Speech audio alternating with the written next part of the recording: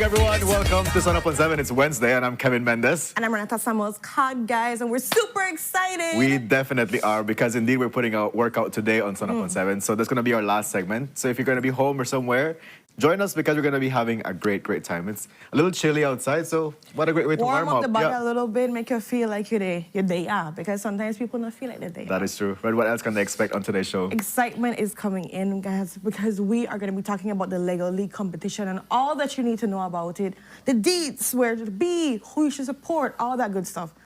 But we have all that and so much more. You want to give them anything else, Kev? No, that's it. Kev, so I'm not give you nothing else. I don't make no Lego competition, and we don't go work for that. But you know how this works. Put your comments in the comment section, make your life interactive, fun, respectful. Of course. Yes. I breathe and then I cough and I breathe. Oh man. Time. Let's to the count, guys. Until we end up on the give it to me that workout. Give it to me that love, yeah. Give it to me that workout. Give it to me that love. Give it to me that workout. Give it to me that love, yeah. Give it to me that. I've come to find that the truth isn't what we were told. So where to everybody on Sunup. Seek the answer that's worth looking for today.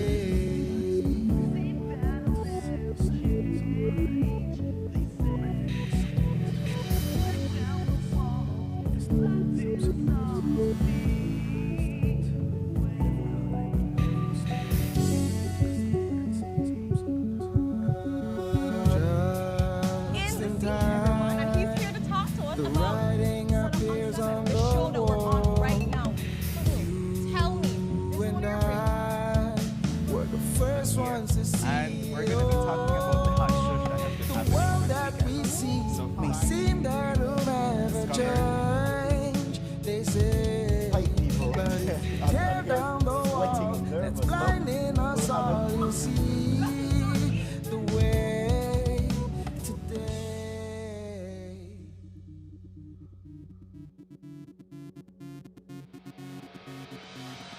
A place to call your home, a place where you can grow.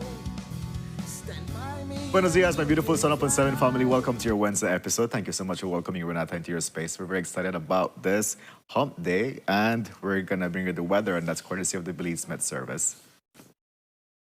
Good morning. A stationary front to the east of the country is influencing our weather. And in the 24-hour forecast, skies will be mostly cloudy with a few showers, periods of rain, and isolated thunderstorms lingering mostly offshore this morning.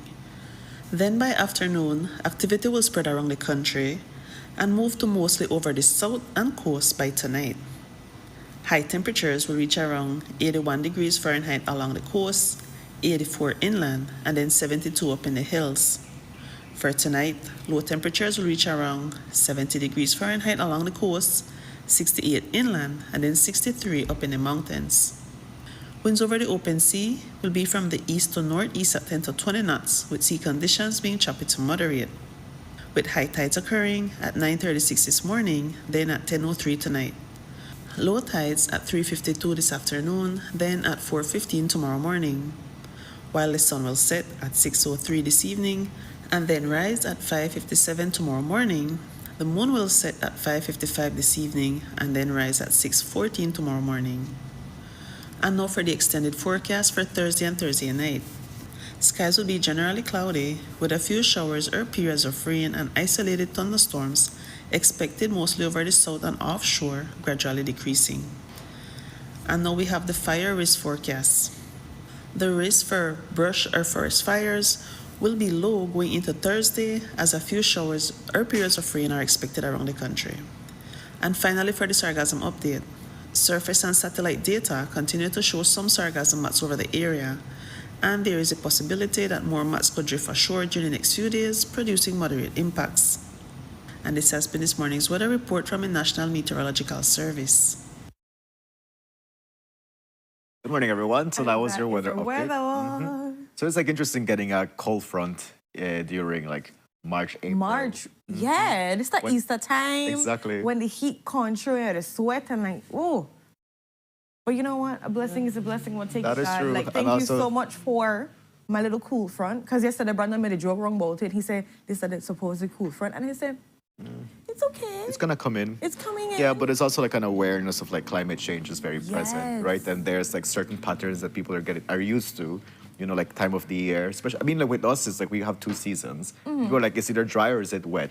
But now you're seeing how things are changing, that you're getting like different weather patterns, which affects many things, especially as regards to the agriculture sector. Yup. And you can see how tourism sector can also be affected because people come out here seeking the sun and they're like, but what is this like? I never read this. I never read this on the magazine. But I always say Belize cool. The neighbor not cool for that. I agree. It's not even anything, but I do understand what you're coming from. Is because we're looking for sun. We're looking for that but we're getting a little bit of rain. We're getting a little bit of coolness, and I'm like, yeah. That also affects tourism because, of course, tour guides that have to take people out can't necessarily always take them out and do whatever was supposed to be planned in the first place. Yeah. So all of that in itself, but like you mentioned, climate is changing. This is what comes with it, and we have to kind of pivot and adapt to what's coming with us. It's not like we can control it.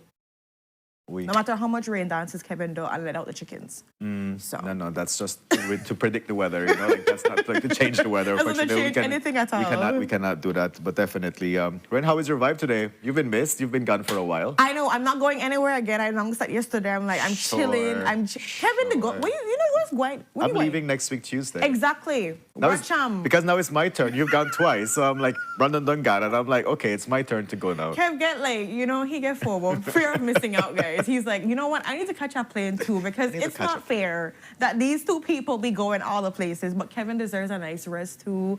And well, this is work and rest in one combined together. Yeah. But you deserve that. Thank you, Ren. Kev's gonna be gone too, and he's gonna. How long you went for Vigil? I'll be gone on Tuesday, and I'll come back until after the Easter break. Ooh. Yeah. But that doesn't mean that I'll be the entire time out of the country, but just... Oh, okay. Because when I come back, you're it's take Easter some break. days. Yeah. And then Easter, you're taking some days and all. Okay. See what you did But there. we're going to make the best of the time while we're here, for sure. We're going to have Are you it ready all, to start guys. our couch talk, right? Let's dive in. Let's get the deliciousness on, people.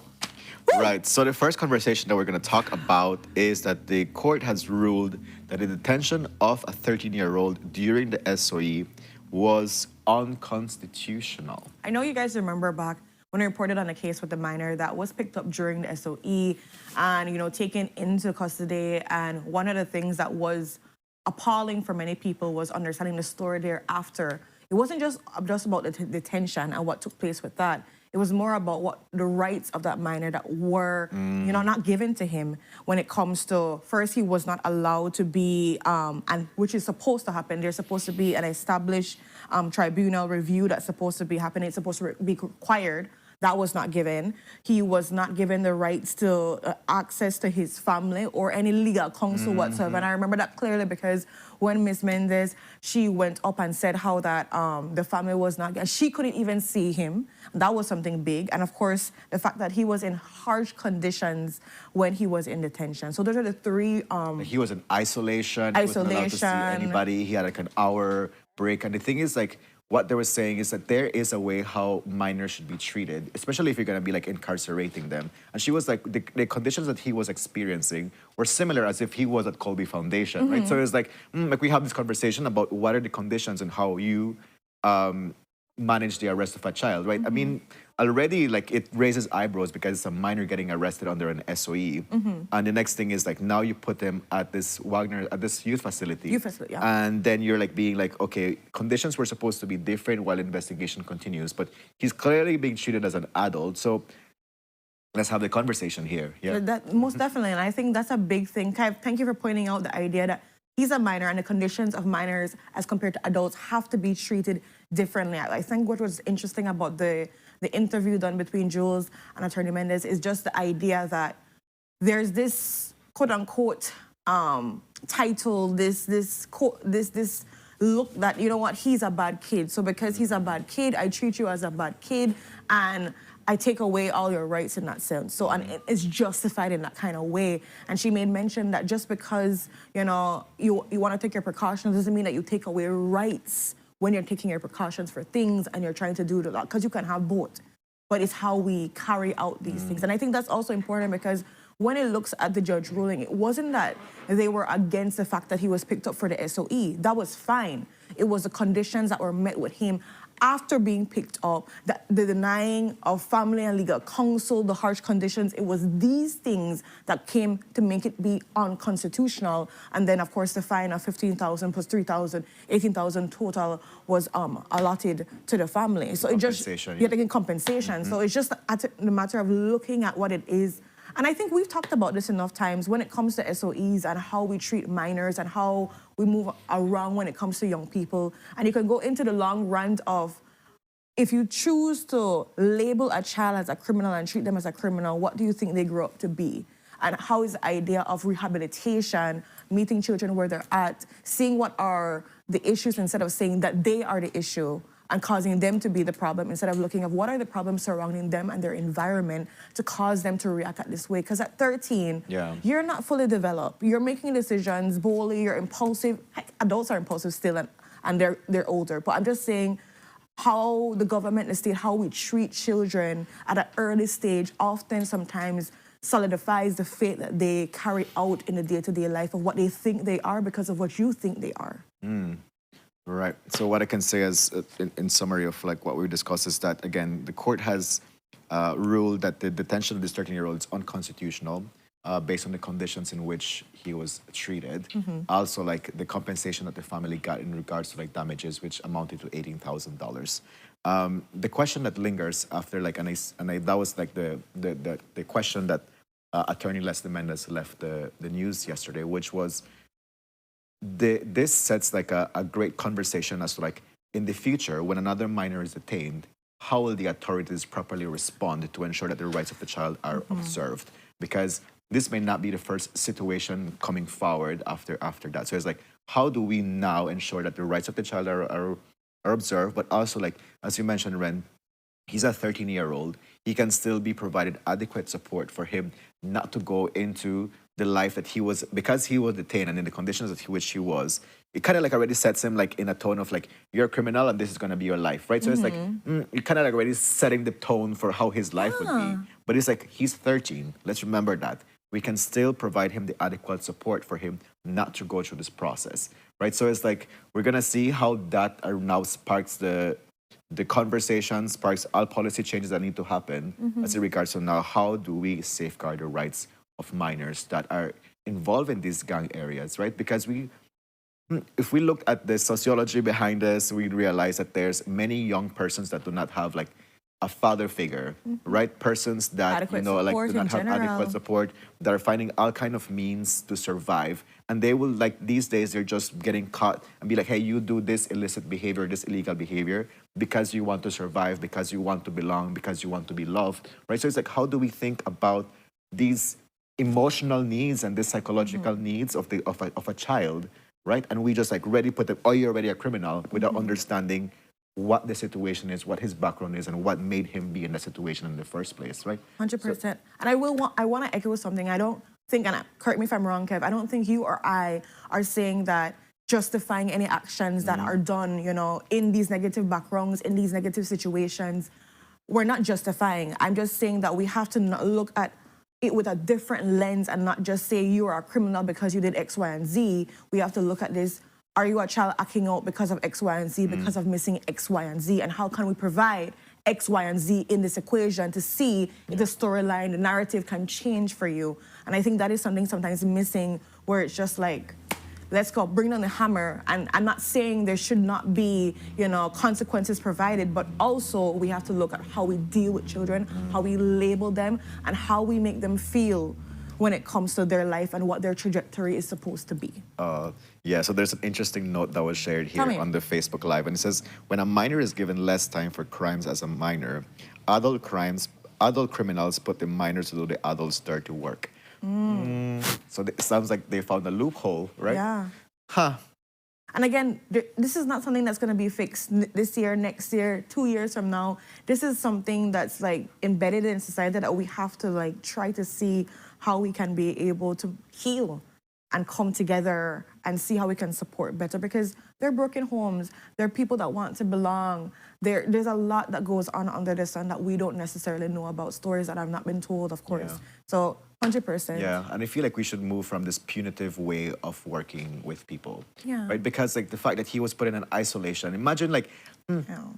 you just being locked up in a cell by yourself. Imagine like the psychological effects that can have on you, and then like you would release this individual, and then you're like, how he may affect his socialization, how he views life, and all of these things.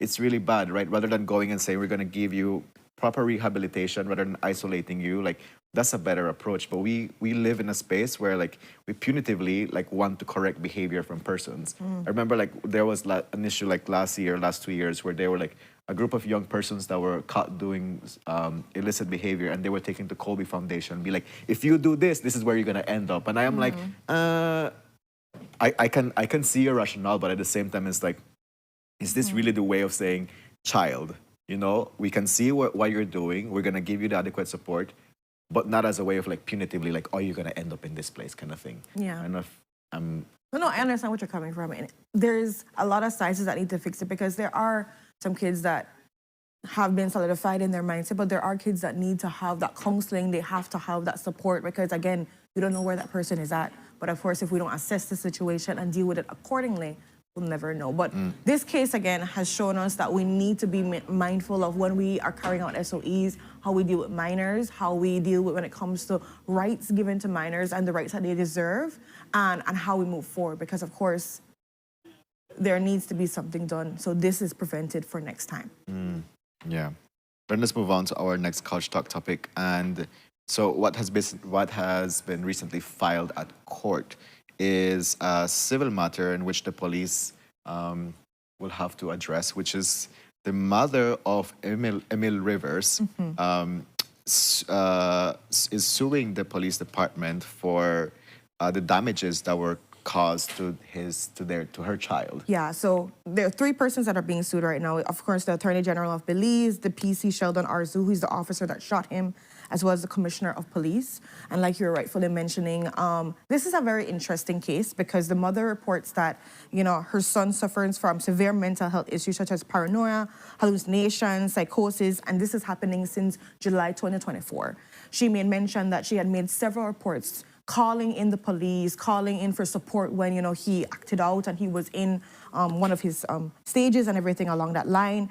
And she says how that, to help for the episodes, because she did not know how to control it, and they were not responsive and did not really necessarily assist. Now, there was a time where the police detained Emil in Independence Village, and what was reported for this is that he was stripped in his boxers and forced to sleep on the cold ground. When he was detained. When he was detained. So that was one of the things that we're looking at here. Right. And we move on to the next morning where, you know, he sort of kind of escaped from police custody. He was on the veranda, and I know everybody remember that big video circulating where the police surrounding him. There was a chair that he was kind of using to defend himself. He didn't want to listen, obviously, not in a correct state of mind, and 2 shots were actually fired, one to the back and one to the abdomen, if I'm not mistaken. And so in all of that, she's making mention that he was not necessarily attacking anyone, but more of defending himself from what was coming towards him. She also mentioned that it was excessive use of force, considering the fact that he had a chair and they had guns. And so that is not the equivalent for each other of how to deal with a situation. I understand you're dealing with somebody that you don't necessarily know how to control when they're, you know, in their state. It's really hard to be able to make right from right and wrong from wrong and understand everything. But however, excessive use of shooting 2 times is very much, you know, unnecessary. And so she looks at the medical expenses and injuries that were incurred. So like we mentioned before, the gunshot wound was to the abdomen as well as to the upper back. And there were internal injuries to his intestines as well, and permanent scars that were given to him because of the shots that were fired. And a bullet still is lodged in his body near his spine presently. So I just want to put all of that out there for us to understand how this case is being looking at. So again, the lawsuit claims for the excessive force by the police officer who shot him, unlawful detention and mistreatment while in custody. And I think this is apparently going to be a theme that seems to be happening when people are in custody anyways. That's not my business.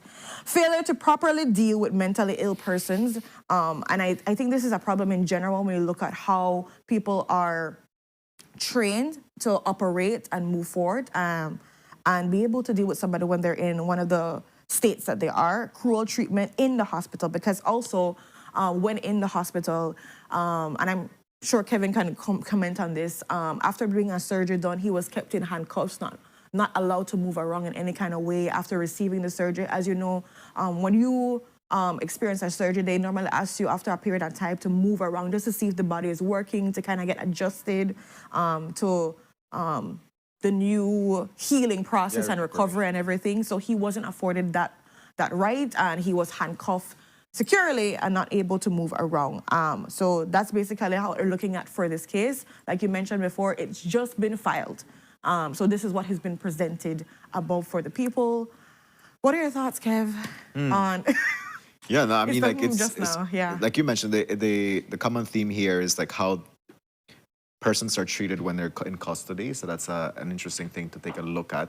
And clearly there needs to be some work done, you know, overall in that situation. But the thing here that, and I want to reflect on the comments, is that there should be like more training of the police department on how to work with different populations, you know, like how to work with kids, you know, how to now work in the situation. We're talking about a person who is mentally ill, and how do you better approach a situation rather than causing, you know, injuries that can be life-threatening. How do you go about navigating the situation? I know that there's been, you know, like work getting done in this area to like support or enhance the skills of the police officers, but definitely it's a situation that still keeps on coming forward every time. So definitely there's not enough trainings that they're able to get in this situation. What was an interesting note is that the officer that shot Mr. Emil Rivers had a previous conviction of shooting somebody too, as a police officer. And he spent time shooting somebody. He spent time in prison. He was released from his charge as a police officer, and then he was reinstated back as a police officer. And we see that he was the one that shot Emil Rivers. So it's like, it kind of like raises a concern. I'd be like, why was this police officer brought back in this situation? Also, clearly, like his approach to like how he goes about arresting people or exercising power may not be the best way of doing it, right? Especially as it regards to like this type of mentally ill patient. You're supposed to be able to gather this data while you're doing your arrest to know like how better to handle the situation. But that was an interesting note that pulled out of the story, you know, like the police officer had a previous conviction. And so definitely we're going to see, of course, the government's response to this is they don't hold any kind of liability towards what took place. And I also believe, and they also say the officer had reasonable cause to arrest him and justifiable force. So those are the government's responses thus far. The Belize Police Department denies liability and says there was reasonable cause to arrest and justifiable force. So we're going to keep you guys updated on it, and we're going to keep going through our culture. I will want to say one little nugget. Yeah, go for it. And this is just a thought that I had. Yeah, go for it. I know fully that we're supposed to be training police officers, but I want to look at the next step of having more medical professionals on standby and in support of the police department. That's a great. And I get it. Yeah, yes, let's train the police officers. But I will say also, police officers have a range of different trainings that they have to take. Fair enough, yeah. I think maybe it should be a thing where we look at having more medical professionals train and attached to police departments to be able to support with incidents like this, as we see that there has been an increase happening. But just train it out there as a thought to look at. That's a very good instead one. of just saying it's police, police, police. Let's see how we can support the Ministry of Health and Wellness to get more trained medical professionals on standby or, you know, attached to be able to support when they're going out for these kind of cases. Very good one. Well, let's move on to our next Couch Talk topic. And the 2019 Farmer of the Year is currently charged with the attempted murder of Sergeant Dallon Kelly. It's a story that's brewing for a while. You want to talk about it, Ren? Yeah, so as you know, we were discussing yesterday about what took place when it comes to the shot that was fired to the abdomen of Sergeant Dallon Kelly. I think what's important about this is we've reported back on January 2nd the entire case about this, where Brandon had recapped about the tractor that almost ran over a person and then the gun pulled out and all these things. But we're also seeing a video that has been circulated about the confrontation between Sergeant Dallon Kelly as well as the quote-unquote attempted murder of, not attempted murder, but the person that fired the shot to us. For the life of me, can't remember the name of the farmer. But all in all, and this is the video that was circulating to showcasing, you know, their kind of encounter. What I think is interesting about this case is like it, for me, and it just feels a little bit all over the place when it comes to how he was dealing with the situation. We don't have anything to show reference directly that, you know, the shot was fired from the farmer. But what I will say, you know, his claim now is that it wasn't in fact him that fired any kind of shot.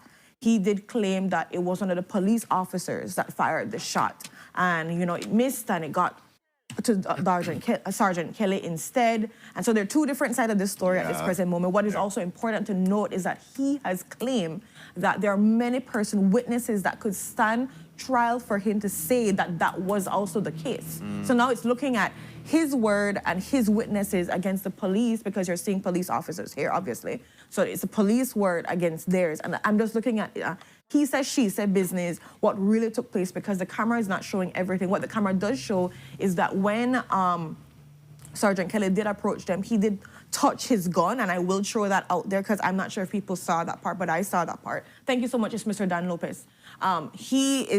It shows that, you know, when they were talking to him, they were like saying, just calm down, just calm down. So the confrontation feels all over the place of who was right, who was wrong, what really took place right now. And the video isn't doing enough justice to showcase everything. All I can say is when Sergeant Kelly did talk to them, he was like, he held his gun one spell, and I saw that. I was like, I guess it's a display of authority. Authority, like, yeah, that kind of like, thing. You know, like, so because I say this because if I review the news correctly, Ren, is that this situation escalated pretty quick. And it was a situation where the attention of Mr. Dan Lopez and whosoever he was with was called because they were loitering. And the police officer said, you are not supposed to be here, you are loitering. If you have, I'm going to give you X amount of time for you to leave. If you do not leave, then we're going to go through the proper process of detaining you because you're loitering. Yeah. And then Mr. Lopez is like, hey, but then they loiter too. It's like, why you not go and you arrest them? Right? So it's like, boy, like you could have, this was an unnecessary escalation because they're telling you, you're loitering, you're not supposed to be here. Move. Yes, like there's a simple solution here. Exactly. M-O-V-E. But I think it's one thing when you realize what having guns does to people, right? So like, I have a gun, you have a gun, and I'd be like, oh, you want to brag about this? Like, who has the bigger gun kind of thing? They told you, you're loitering, move. And you're like, oh, but I have a gun, you have a gun, let's talk about this. And it really does cause a problem now when you see confrontations like this happen, because guess what? Energy starts to come out, people get tension.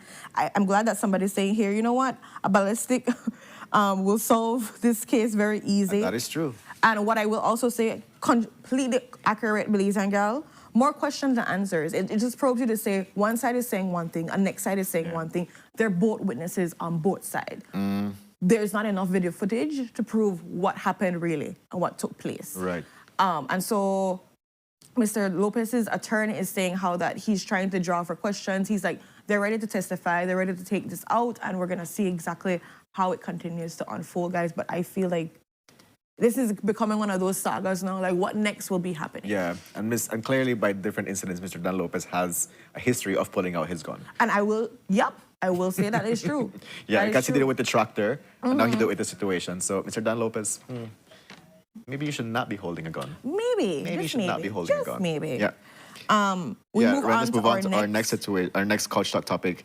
And so we've been talking, especially last week, as in regards to this week specifically, as in regards to the increase in fuel prices that we are experiencing throughout the world, but we were referencing in Belize. And so one question that we're talking about here is, how is Barbados handling the increase in fuel and electricity costs? What a lovely time for them. Barbados? No, like, I'm just saying, must be nice. Must be nice to live in Barbados. Must be nice. So I'm just pointing out that, their budget, and this is posted by the Ministry of Finance, their budget for 2026 is looking at electricity price relief. And this is a cost of $7.9 million. And this is just also the government's doing this to be able to subsidize electricity prices from April 1st. And this is supposed to run for about 3 months. It's absorbing 50% of any increase also in the fuel clause adjustment above March 2026 levels for the past 3 months, like you mentioned before. And they're extending the 10% VAT reduction for the first 250 kilowatt hours. So what they're really trying to do, the government is kind of fronting or pushing away to soften the blow for the next 3 months for the citizens of Barbados. God bless their heart.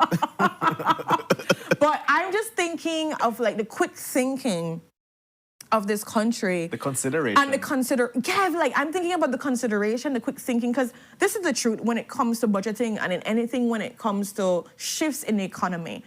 You have to think about the circular flow of income and how people are able to spend and what they have already spent on. You have to look at, what people have when it comes to loans and these different things that are happening in a normal day-to-day household. If you have something like this, it's a whole big shift in cost, and it will cause a pretty penny to any average person, regardless, any person in middle class that's looking and trying to survive with their family and everything. You have to think about, how can I soften the blow to a certain point so that they can be able to plan? Because it's not saying that they're covering this thing for the rest of the year, I want to make that very clear. It's a thing where they're softening the blow so that people can properly plan and get themselves together. And in the case, in the next 3 months, if things do, quote unquote, blow over, things will settle in a place where they don't even need to have a new plan. But whatever it is, I feel like giving them this relief for 3 months is a really considerate thing to do. It's a very thought out process because you're looking at your citizens and what they can be able to handle in the economy and how it looks. Because we're looking at the next couple of months, we're going into summer. We're going into a lot of different aspects of life. People need to plan. You can't just like willy-nilly just throw out this and expect people to just pivot and be able to move So my question forward. for you, Ren, is how do you feel about this move that the government of Barbados is doing in observation as to like how the government of Belize is moving and just saying, the price increase, we're going to do it. And then what was an interesting note is that Jules shared that last year, like the cost of like fuel went down for a couple cents. And rather than the government saying, we're going to also reduce the cost to go with the global market, they still decided to keep it at that price, even though the global market price went down for a few cents after. But here we are just saying, this is what the cost is now. We're going to go increase it to keep it with the current global trend. I'm going to be nice about this. Please do. Because I could say It's stuff, Wednesday. but I'm going to be nice about this. I just will commend and big up and be really proud for the Bajans of how they get to navigate the next 3 months. Because I think as a government, one of your ultimate goals beyond just governing and making policies and so forth is knowing about the livelihoods of your citizens and your people. And we've already been talking about inflation. We understand that things are changing in the economy. We've seen all the things that have been taking place when it comes to tariffs and how businesses have been affected and all that takes place in general.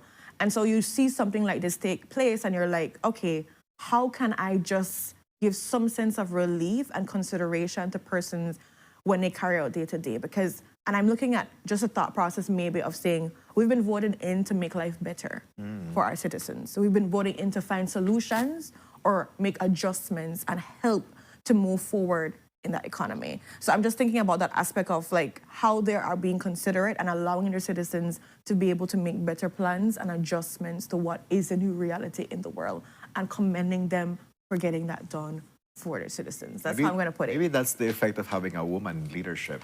Maybe that's yeah.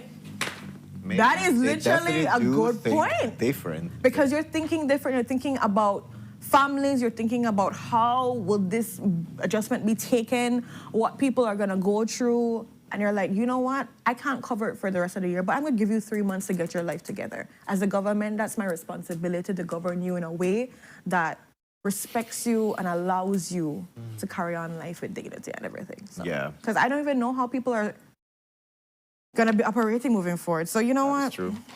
But we move on. to our last couch talk topic, and the news about Henry the Jaguar is been also like on a conversation lately.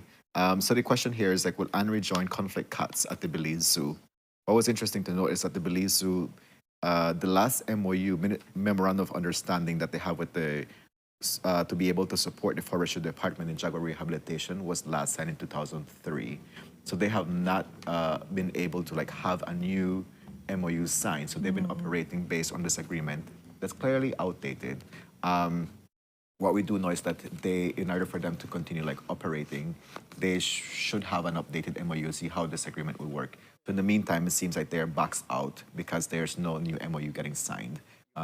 Which, as we know, the Belize Zoo has a history of supporting the rehabilitation of jaguars that are in human jaguar conflict situations. And so it's like, how does this leave Henry? And what's going to be His fate. his fate? And I think that's the interesting part about situations like this is it's bigger than just the MOU or what's taking place. It's like you're having these animals and you're looking at how can we move forward in a way that will benefit all parties, but also overall Henry and these cats in general. So I don't know. I'm at a loss for how they're going to move forward from this and how what's going to be taking place. So yeah. So definitely requires like a lot of stakeholders to come on board and see And like, quickly. and quickly. Because these things, MOUs, they take time. Yeah, but also like again going back on the situation with the jaguar itself, right? In the way he's kept in confinement, and we know like there's ethical ways of how animals should be confined in a way where they're not gonna be hurt while they're in confinement. And based on what was shared on the previous news, the cage that was getting used to hold Henry was not the adequate cage for them to like keep him in. But at the end of the day, it's like a reflection of like where we are as humans and how we see ourselves as in our interaction with nature. We forget that we're one with nature, right? We tend to have this sense of like we have dominion over nature, and we realize that what we're doing within our spaces of like development and growth and all of these things, it's clearly affecting Because these animals, the imbalance. they're pushing out of their habitat. Like they were here first, just to throw that out there. Yeah. They were here first, and then we built, and then we're upset when you see them come and try to take the livestock and all these different things. But in reality, it's like you're in their habitat. So now we have to find a way in which we can cohabitate and it be respectful for both parties, because now, of course, we want to have a place to stay, but they have to have a place to hunt, to live, to survive. Yeah, and we cannot go killing anymore. No, man, ooh, I didn't even get my rant wildlife on is about getting that. extinct these days. So it's like, can we afford another one? No, we cannot. But that's an interesting like food for thought. Jeez. What did everyone say? I do not want to repeat that on national TV. Wow. A couple days ago, Evrel. he did say like they should release the jaguar in Belize City. Now he wants to release it in the House of Representatives. My goodness. I say, you know what? I'm just going to say it. I'm just going to say it. I'm going to rip off the Evrel. Band-Aid. Evrel, please behave yourself. Please. Woo. Ay. But with that, we come to the end of our couch talk. Because you know too, eh? Thank you so much for your contribution, Ren. Thank you so much for your thoughts that you shared. And of course, great topics for you to carry on with your day. As we wrap up, we have our sunrise to share. So Please. we're gonna cue that in. Let's show the beautiful sunrise. Let's show this beautiful sunrise. We have an inland sunrise to share. I love that. I love it. I can see coconut trees. I know. I wish there was a coconut. I want some coconut water now. I had this coffee. I had a real bad style coffee. I said something I wanted. I want coconut water. But thank you so much for this submission from Inland Belize. I'm gonna let you know where it is from. This is from Jamie Usher. All right, Jamie. Come true, James. You know, she normally does the ones with the sea With and the stuff. So I'm sea. really glad to see her change up the style and do a little forest kind of vibe with a little coconut tree. Coconut. This looks like a canal around Belama. It does look like a canal around. Because this is a deep nowhere, boy. This is the deep. This is our one right, what canal right by Belama. I want you to go right to Belama right now. Show me the canal, Kevin. Show me the exact sunrise since you're the bad man. Since you know things. All right, Ren, take it easy. I'm just trying to figure it out. Kevin, just a minute, try to get it together. Okay, but guys, we're gonna go on our commercial break. We got to pay them bills, but we'll remind you that we have exciting conversations talking about the tourism enhancement in protected areas program. We're gonna be also talking about the Lego League competition happening, and of course, we're doing a workout today. We gotta push it. So stay tuned. Yes, we'll be right back.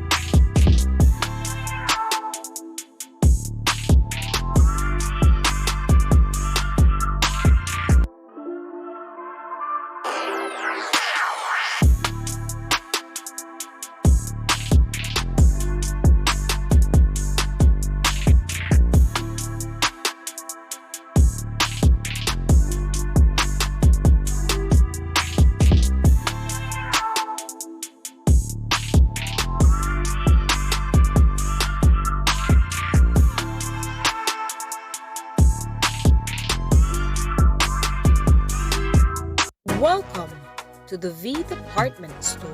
We are conveniently located on Coney Drive in Belize City. That's right on Coney Drive in Belize City. At the V Department Store, we offer a wide variety of groceries, cosmetics, kitchen appliances, kitchenware, electronics, and more. We've also recently expanded to the second floor to better meet your household and office furniture needs. We now have a wide variety of furniture, home decor, and accessories.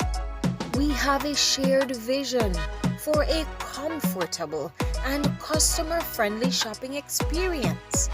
Visit us today and be warmly greeted by our reasonable prices and cordial staff. The V Department Store. Experience the ultimate shopping destination.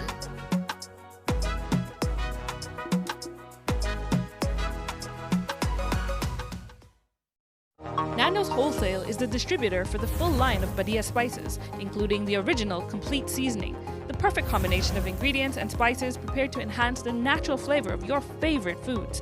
Also, cinnamon powder for all your desserts, fruits, and beverages, and as special dishes. All these are available in commercial sizes or restaurant packaging. Nando's products are available at your local retailer or contact us at 222-5000. From Corozal to Toledo, Nando's is proud to be serving Belize as its #1 wholesale distributor for over 35 years.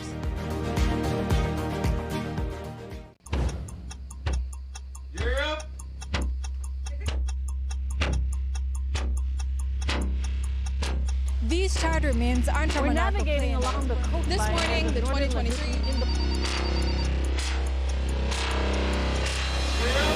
Good evening. Good evening. I'm Shirley Kelso, And here's what's ahead for you on 7 News Tonight. We've got details of these and other stories in our newscast for tonight. Good evening. With your news, I'm in Durcraft. Belize, you're watching the Nation Station, Channel 7.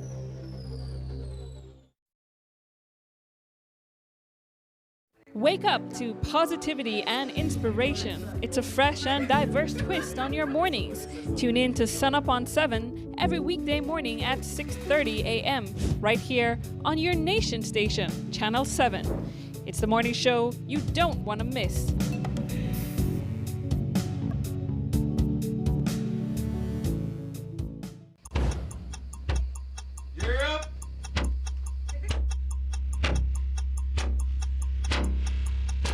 These charter mints aren't from We're an navigating airplane. along the coastline. This morning, the 2023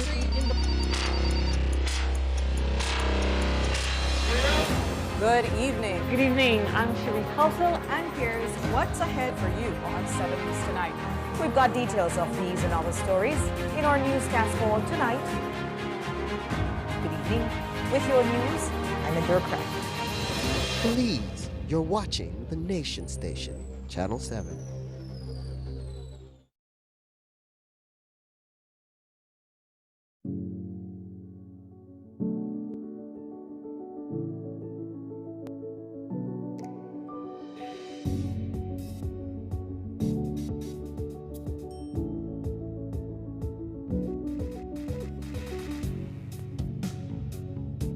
Muy buenos dias, Sunup on 7 family. Welcome back to your Wednesday episode. Just before our commercial break, Win and I had a great couch talk conversation. Again, if you missed that, you can always go back and watch our Facebook recorded live. And we extend an invitation for you to follow us on Facebook and Instagram to know who our guests and what conversations they bring forward to Sunup on 7. And I also want to extend an invitation for you to share our links with your community to get the Sunup on 7 family growing, because we love you and we enjoy spending time with you. Move on to our first conversation. It's exciting because there's a tourism enhancement in protected areas program that we're going to talk about. And Pact is joining us on set, and we have Robin Burns joining us. You're the Conservation Investment Manager of Pact.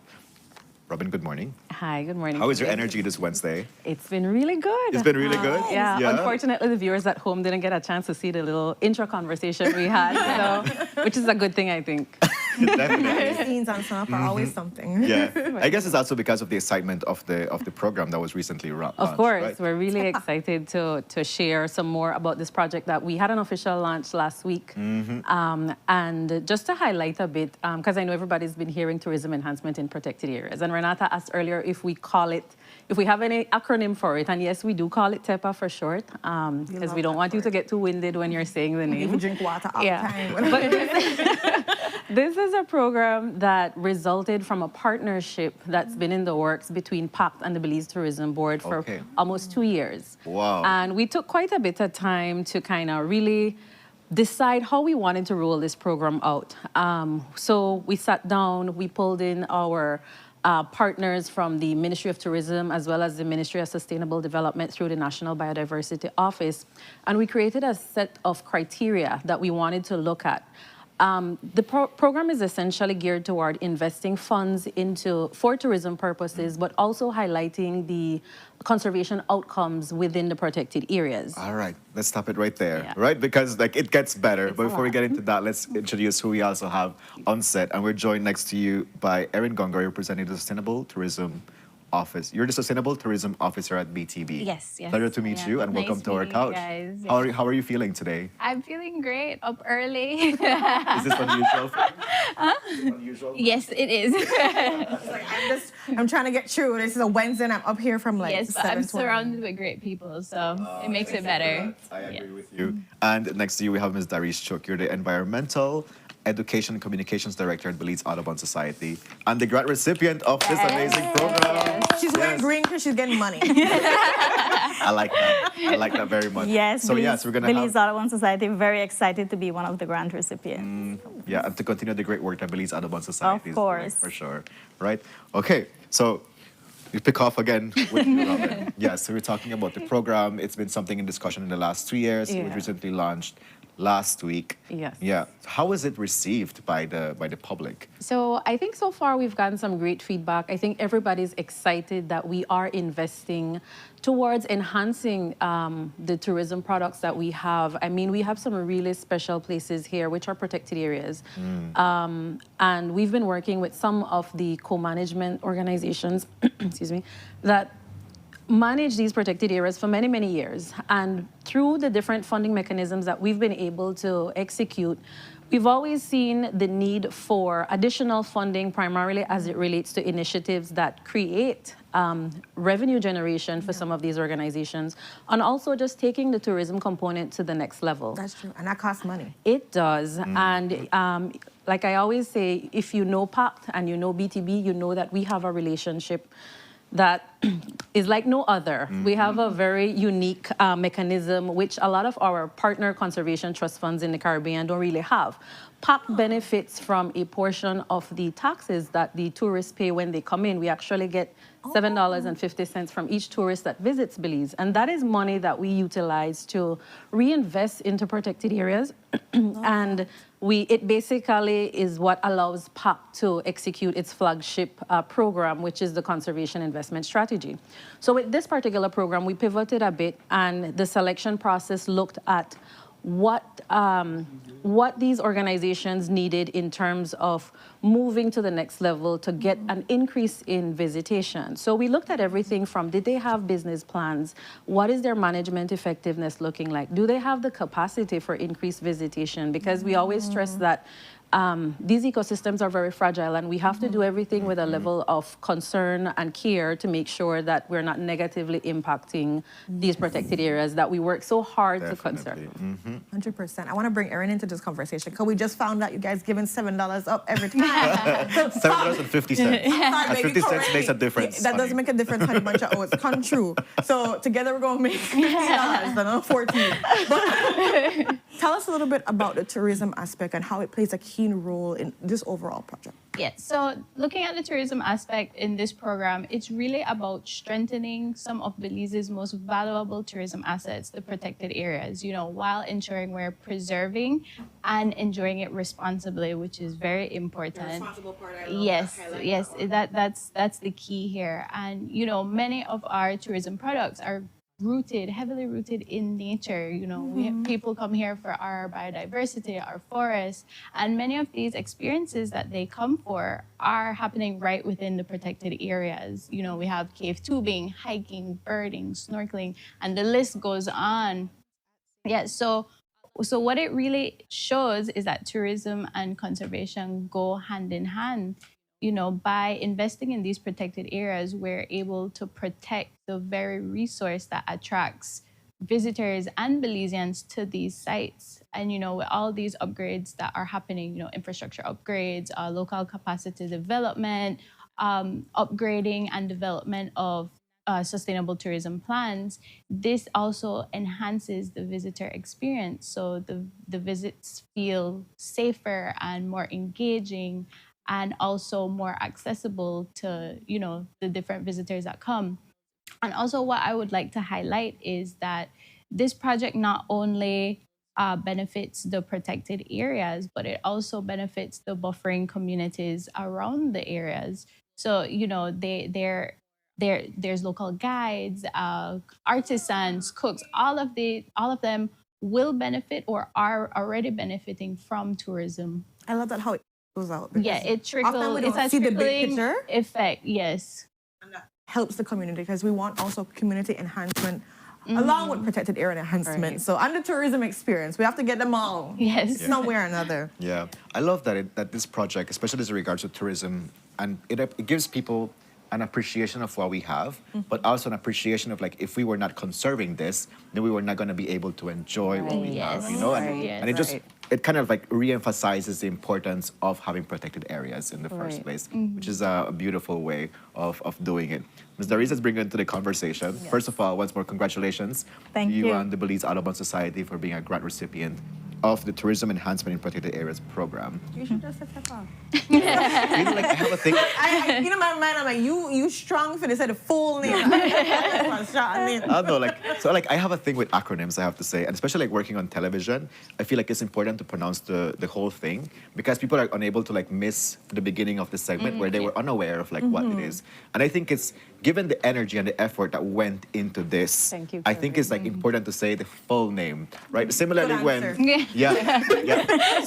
that's my I rationale. will say the full name, and I'm gonna do the abbreviation. Yeah, go for it. That's how we work. Great talk to you. Yeah, but yes, Ms. Darius, let's talk about this. How you know, for us as protected areas managers, our expertise is not tourism management. We have traditionally been natural resource managers. But recognizing that over the years, tourism can help us to bridge financial gaps that we have and can help us to achieve those conservation goals that we need to for the protected areas that we manage, we begin to invest in tourism management.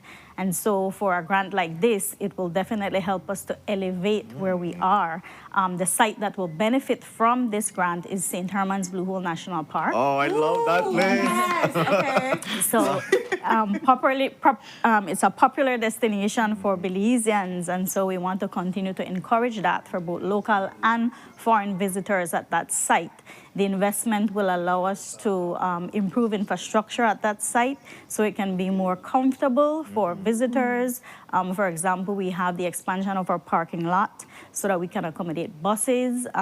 During this time of the year, we have a lot of school children from around the country visiting that site, and they're able to experience the cave system, the trails, and that beautiful blue hole that everybody loves to go and enjoy. As Erin mentioned, this project will help us to continue to build our relationship with the local communities of Armenia and St. Margaret who are adjacent to that protected area. We already have local guides from those communities on site who provide guided tours, and that's one way that they benefit from the protected area. With the investment, we're able to improve putting food concessions on site, and we're going to allow people from the local communities to run those food stalls. And so we see the economic benefit from the protected area trickling down to the buffer communities. We have a gift shop space. We want to furnish that gift shop and work with local artisans so that we can have their products being sold in the gift shop as well. So those are just some of the ways that the socioeconomic benefit of the protected area and this investment will reach the buffer communities. In terms of other infrastructure on site, we need to, safety is a big thing for us. And so we're looking at enhancing some of the trails, going to Crystal Cave or the Mountain Cow Cave, as some people know it. There are areas that require earth steps, railings for safety, caution signs. So all those things will be put in place. Demarcating the trails within the cave system is important as well for safety. So we'll do that under the project. And then, of course, we want to be in compliance with the different policies and regulations under BTB and the Institute of Archaeology. And so we're looking at developing our plans, our sustainable tourism plan, a marketing plan, or cave policy management plan as well. So those guiding documents will take us again into the future and help us to be a resilient and sustainably managed protected area. Excellent. Wow. I know you mentioned that, you know, it's not only BAS. Oh, sorry, I'm not used to this, the abbreviation. Go for it, go for it. It's fine. It's fine. It's totally fine. It's going to be the one that says the actual thing, but it's not only Belize Audubon Society that's benefiting from this. Can you talk to us a little bit about how many recipients have been able to receive this and what the overall amount is? Yeah, so initially, as we're launching out the project, we're kind of taking what I like to call a low-hanging fruit approach. So we looked at some of the sites that were already, even though Doris said they're not very versed in the tourism aspect, but they are more than she lets on, right? Because that has always been an attraction. And that, as well as some of the other sites that we're looking at, really and truly just need a small boost to move them into the next, That's so true. you know, the next step. So we are actually calling this part of the program Cohort 1. So we have 3 grantees under this, nice. but it will be a multi-cohort program. We're hoping to launch another portion of the program closer to the end of this year, which will also entail some preparatory grants for entities that maybe just need to ensure that they are putting a business plan into place, putting a tourism development plan in place. For entities like BUS that manage cave systems, that you're working along with Niche to have a cave policy. All these things are very intricately involved in the management of these sites. So under Cohort 1, we have BUS, which, as Darius mentioned, their site will be focusing on the St. Herman's Blue Hole National Park, and which I'm sure for them was took some time to do that selection, because I know Darius doesn't highlight it as often, but BUS actually manages 7 protected areas in Belize at this time. So they have their work cut out for them. So we're really happy to contribute in that regard. And then we also have the Turnef Atoll Marine Reserve, which is managed by TASA. They are our grantee as well. And the Belize Karst Habitat Conservation, who co-manage the 1,000 Foot Falls National Monument. Oh, that's so good to hear. Yeah, so those are our 3 sites that we have launched the program with, and we're really excited to work with them because they're no strangers to conservation. No. They all have had these really great ideas in terms of really ensuring that these funds will be invested accordingly to not just enhance the visitor experience at these sites, but also to do a lot more learning and creating the environment for more educational awareness about protected areas, and so that locals as well as international visitors understand the importance regarding the work that these organizations do for the conservation of these areas. Wow, thank you so much for sharing that, Robin. I feel like our viewers are definitely grateful to hear that how the investment, or like you said, the $7.50 that comes from every visitor is getting used in a great way to continue recycle, putting it back into our space for everybody to continue benefiting from the experience, but also ensuring that we can still have these conservation networks in place. So thank you so much for sharing that. I'll start wrapping up on this conversation. Darius, I want to ask you when are you intending to have this project getting started, and what message would you have for the visitors that visit any of the areas that the Belize Audubon Society has? It's a 1-year project, and so we're supposed to start in April. In April.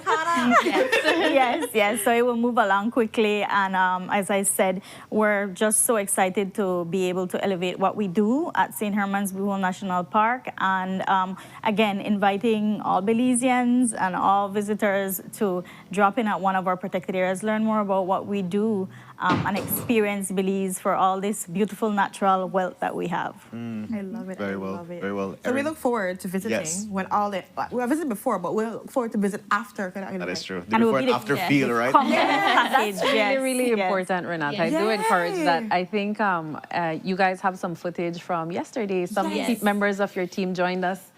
We were all out there yesterday, and we did some of the trails, and I think we got a really great experience as we got to experience them dry, and then it started to rain, so we got to experience it wet as well. And that was right. So we're really vested in this program along with the Belize Audubon, so that we know exactly what they're experiencing out there and what the needs are, and we can really appreciate that. Definitely. And good job on the first cohort, by the way. Just want to say, thank you so much. We're really glad to see who's all getting money and getting supported, and we're looking forward to seeing what cohort 2 is going to bring. Yeah, and bring them on the couch so we can get to know what they're planning to do highlight them there. too, because we have a lot of persons that listen in, and so we need to make sure we're showcasing this for all Belizeans. Yes, please come back. Great. Thank you. So with that, guys, we've come to the ending of this segment. We're going to go to our next commercial break, and we'll be right back. Stay tuned. That is true. We're not going anywhere.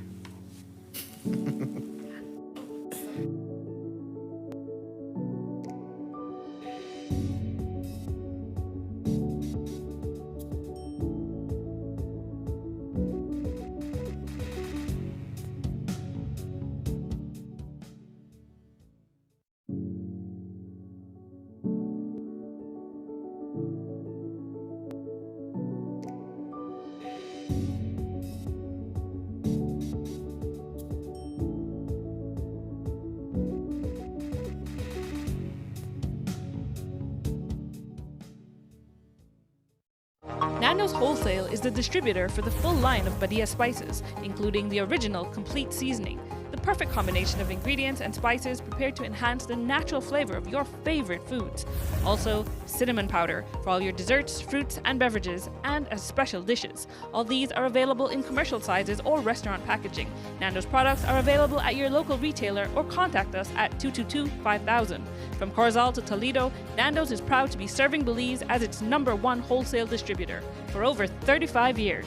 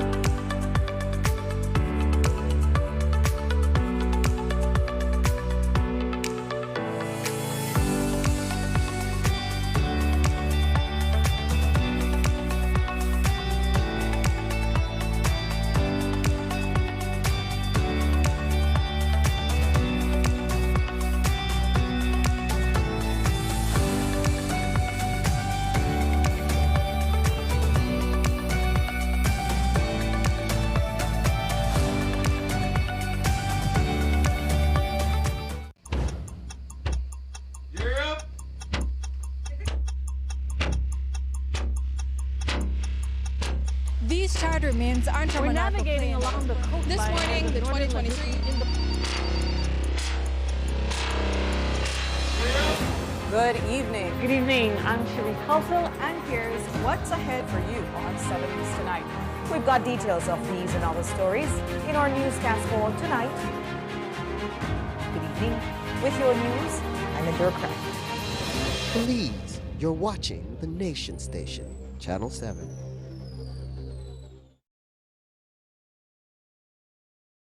El rotavirus es una de las principales causas de diarrea acuosa severa y vómitos en niños. Puede causar deshidratación severa y hospitalizaciones. La buena noticia es que la vacuna contra el rotavirus ya está disponible. Se administra por gotas orales a los 2, 4 y 6 meses de edad. Protege tu bebé. Visite hoy su centro de salud más cercano.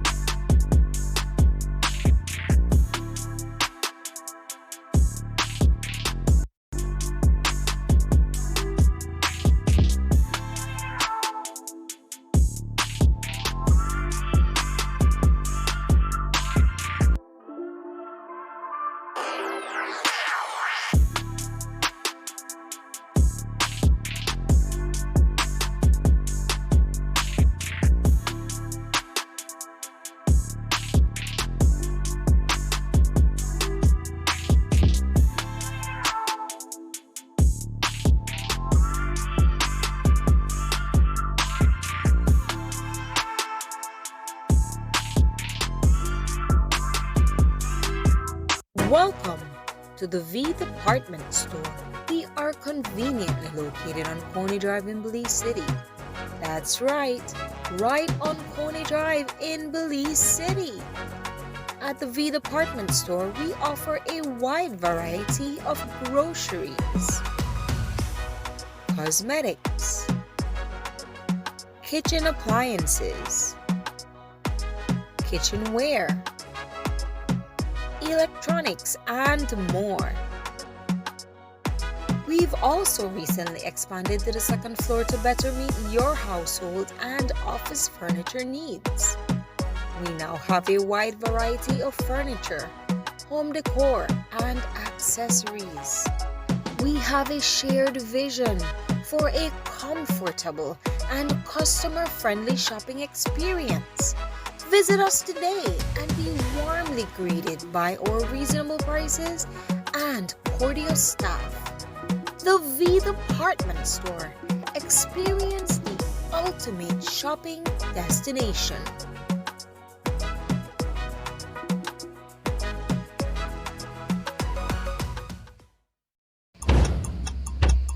You're up.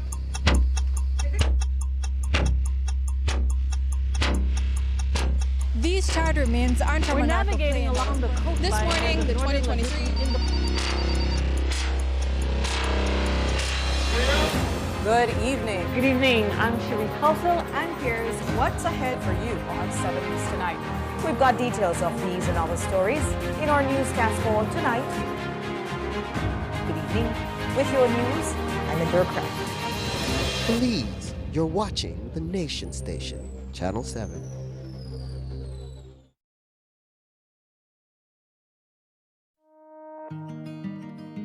The roads of Belize connect us all. Riders, drivers, families, friends. Every day begins with a little routine and the confidence that life's journeys are protected. From school drop-off through the daily grind and everything in between, each with different roads ahead, yet one common goal: to arrive safely. Atlantic Insurance stands with Belize's riders and motorists with affordable protection, support, and peace of mind for the journey ahead. For the roads we share and the lives we protect, Atlantic Insurance is by your side, insuring you from life's unexpected. Atlantic Insurance, insuring you from life's unexpected. Nando's Wholesale is the distributor for the full line of Badia spices, including the original complete seasoning, the perfect combination of ingredients and spices prepared to enhance the natural flavor of your favorite foods. Also, cinnamon powder for all your desserts, fruits, and beverages, and as special dishes. All these are available in commercial sizes or restaurant packaging. Nando's products are available at your local retailer or contact us at 222-5000. From Corozal to Toledo, Nando's is proud to be serving Belize as its #1 wholesale distributor for over 35 years. Finally, a postpaid plan for 3 people. Introducing Smart Trio. Why pay for mobile service alone when you can share and save?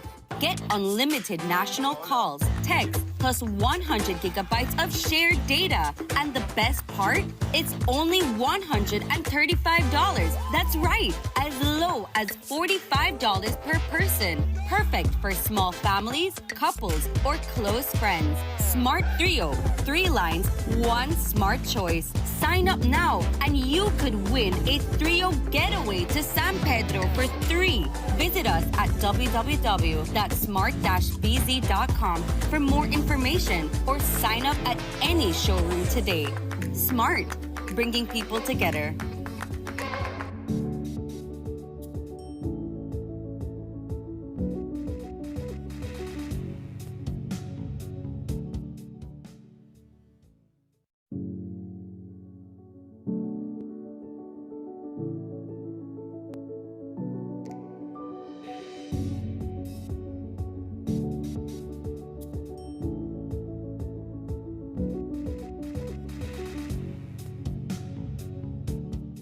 Muy buenos dias, beautiful Sunup and 7 family. Welcome back to your Wednesday episode. We'll go right into our next conversation because the Belize Elementary School and the Belize High School, they're hosting their first legal league competition that's taking place this Friday. They have 10 teams that are going to be participating from all over the country, and today we're going to find out more details about what the competition is going to be looking like.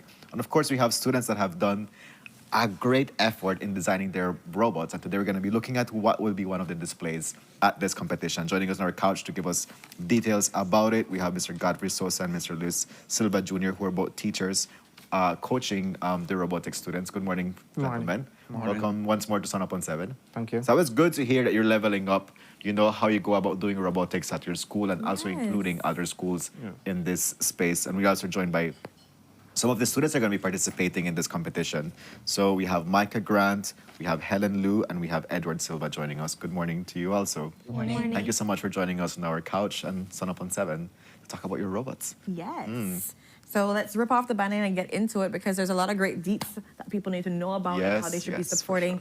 So I think I'm going to bring in Mr. Sosa first on the conversation and ask him just talk a little bit about the overall event and why it's so important that we do competitions like this. What are the benefits from doing things like this for kids? Yeah, so this is the Belize National First Lego League Robotics Competition. It's our 5th year hosting this competition, and we're excited that we started from very small beginnings to where we're at now.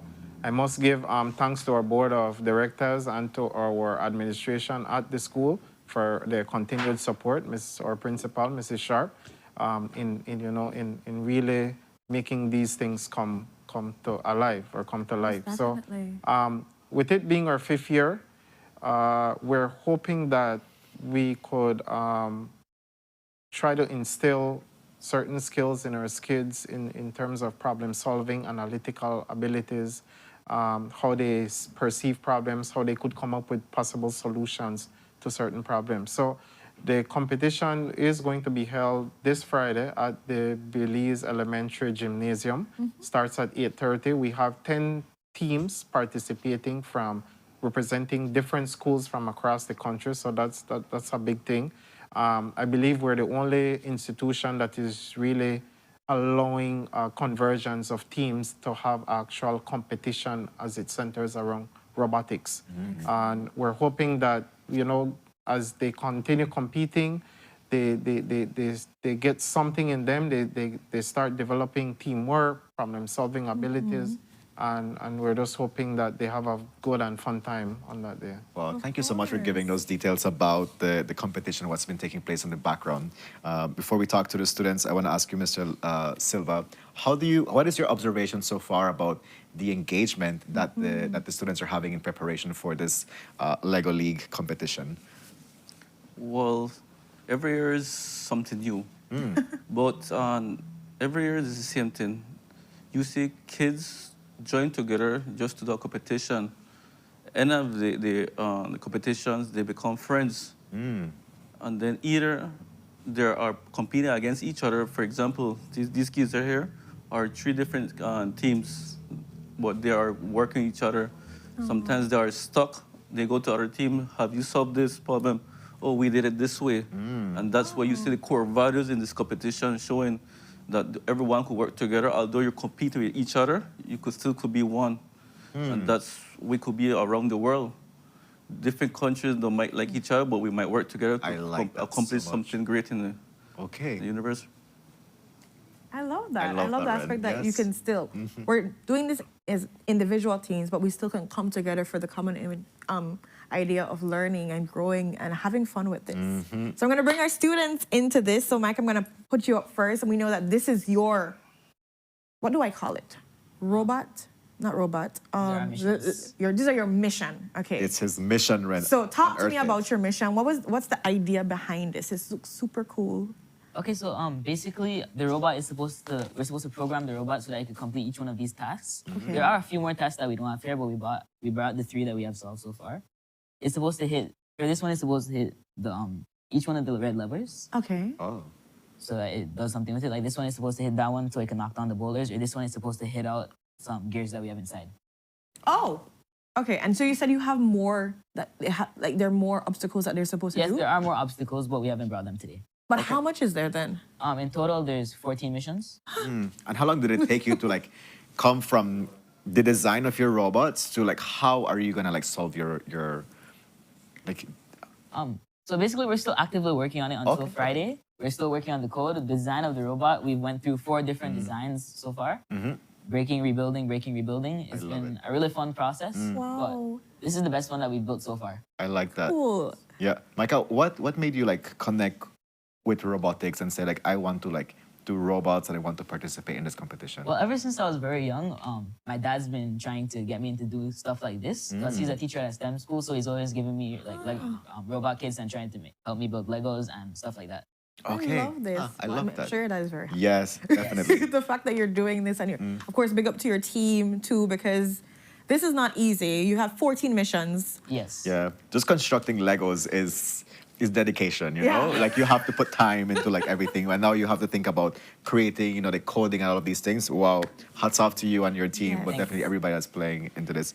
So we're going to bring Edward into this conversation. Tell us a little bit about your team. Of course, also, how did you get involved in doing Legos and all of this? How I got involved was like, I saw my father. He stayed back with the bigger kids, the older kids. So like looking at them, I got interested.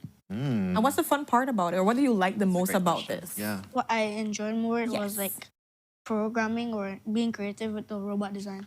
Oh. And has your team been able to get through, because I know Micah said that they're still working out some stuff. Are you guys finished with all of yours, or you're still working out some stuff too? We're still working on some stuff. Can you describe your robot? My robot is like the same, like kind of like Mike. Okay.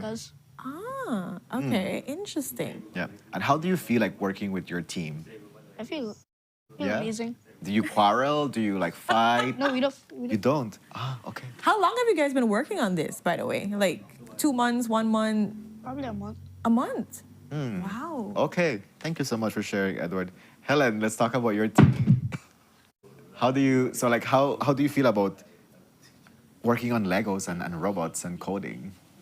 Well, it's fun actually. I love the coding.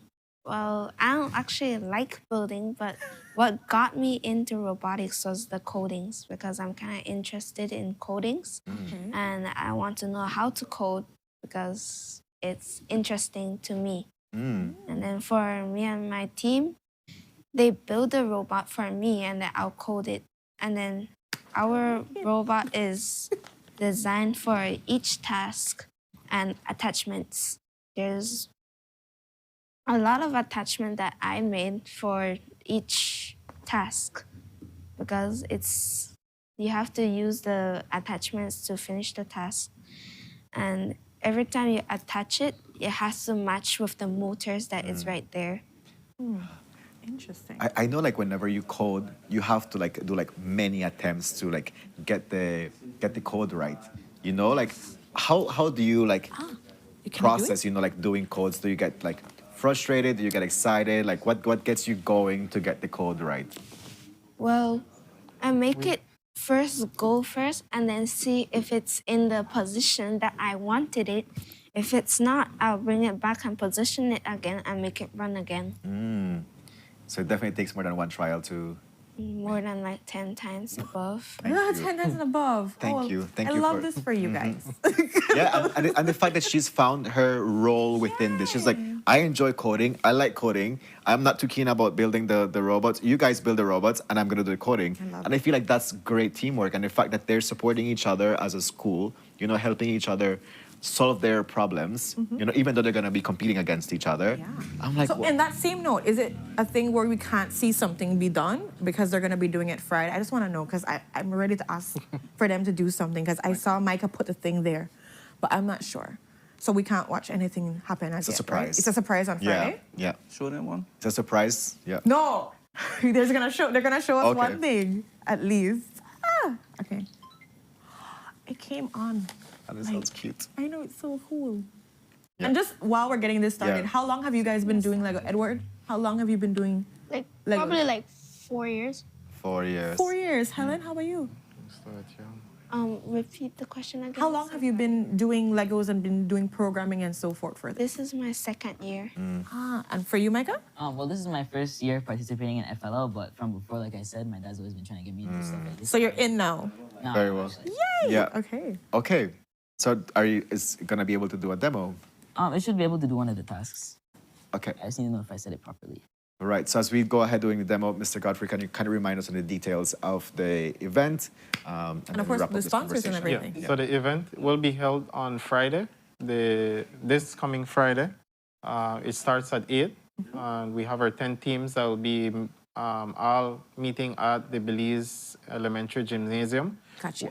Along with that competition, while the competition is going on, we also have a BHS Robotics Expo that will be going on, that we've opened to the public to come over. We've invited schools as well, so we'll be showcasing all of our current robotics program that we have running at the school. We have, I would say, 3 robotics program running at the school. This is only one of those programs. Nice. So people can be able to see all of just that. implemented another program for the lower level. So Very good. So there's so many things to expect on Friday. So folks, you already know on Friday you can come to Belize Elementary School to be able to get to engage with the first Lego League competition. We're unable to go through the demonstration because we're out of time. So we're gonna leave the excitement for Friday. Also, our news team will be there on Friday to be able to cover this and be able to support you and highlight the great work that you're doing.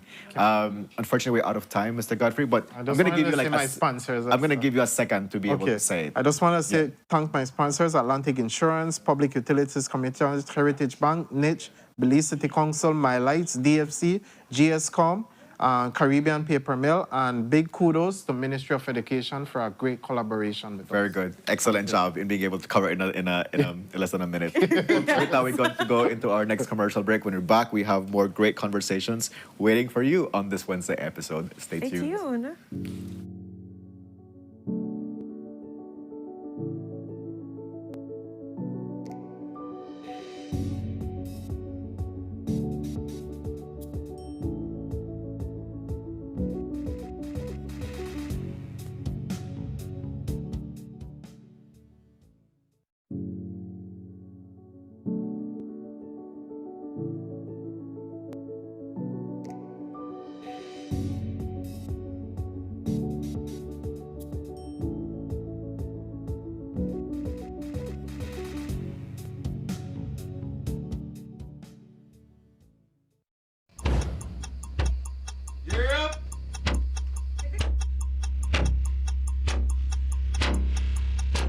These charter mints aren't We're navigating along the coastline. This morning, the 2023 in the... Good evening. Good evening. I'm Sheree Culsel, and here's what's ahead for you on 7 News Tonight. We've got details of these and other stories in our newscast for tonight. Good evening. With your news, I'm Indira Craft. Belize, you're watching the Nation Station, Channel 7.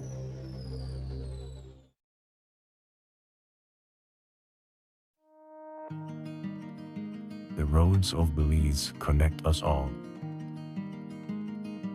Riders, drivers, families, friends.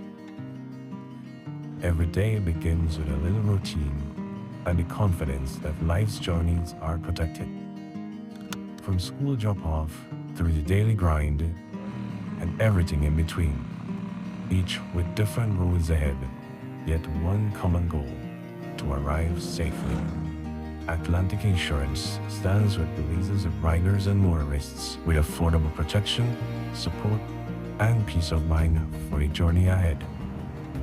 For the roads we share and the lives we protect, Atlantic Insurance is by your side, insuring you from life's unexpected. Atlantic Insurance, insuring you from life's unexpected. Nando's Wholesale is the distributor for the full line of Badia spices, including the original complete seasoning, the perfect combination of ingredients and spices prepared to enhance the natural flavor of your favorite foods.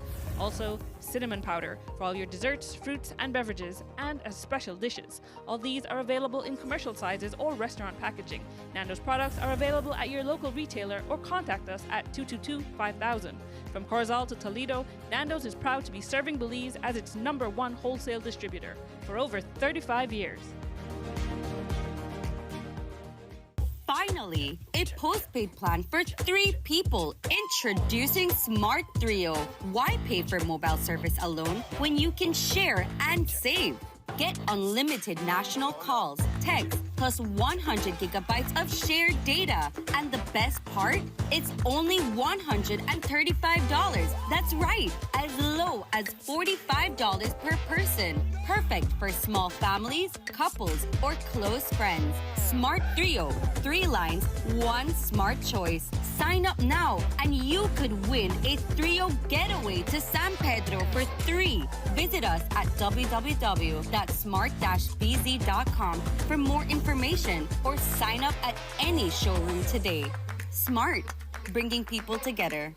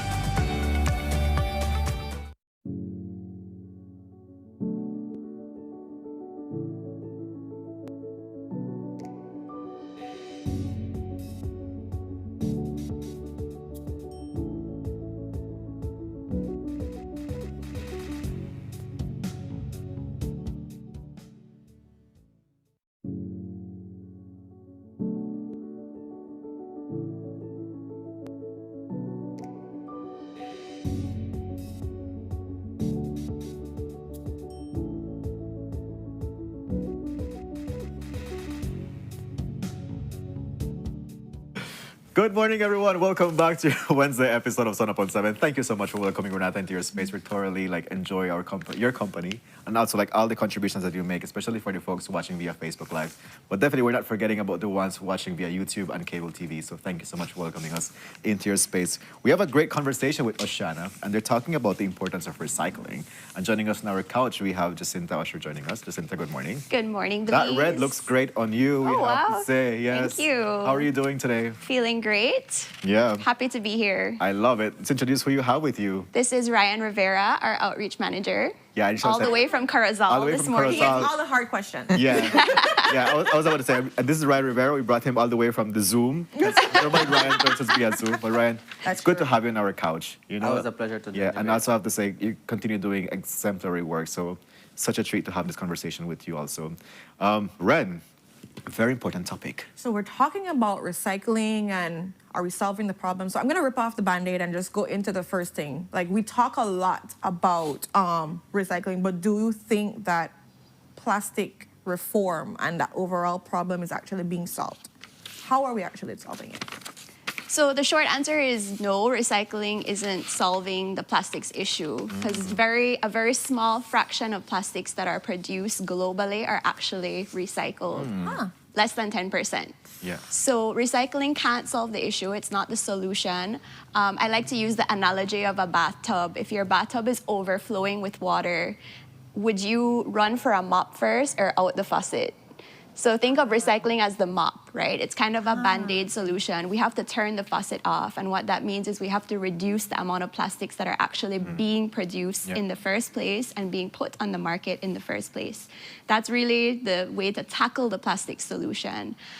So how do we do that? We have to think about how products are designed, redesigning products so that they can be reused. So thinking about refillables, right? Yeah. And putting the onus on the producers of these materials, so EPR, which is extended producer responsibility, it shifts the burden of waste management to the producers and the manufacturers of the products, which then forces them to rethink how these products are designed. If they know that they have to look at the entire life cycle of a product, not just the sales, what happens after it's used. So thinking of beverages, for instance.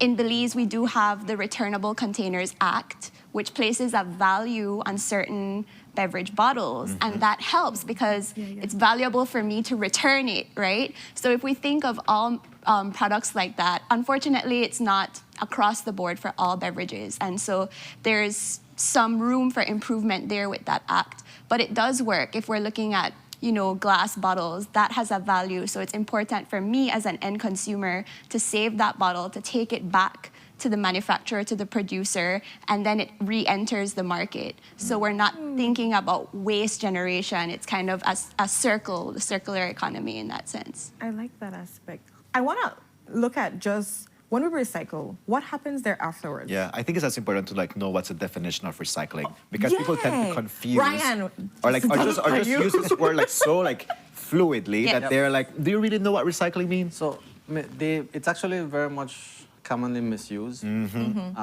For example, someone will take a plastic bottle and turn it into a detergent bottle, to be specific, and turn it into a planter. That is not recycling. That is repurposing. Recycling actually means that you break down the plastic into the initial polymers and pellets, and then produce a product of the same quality, right? That would be recycling.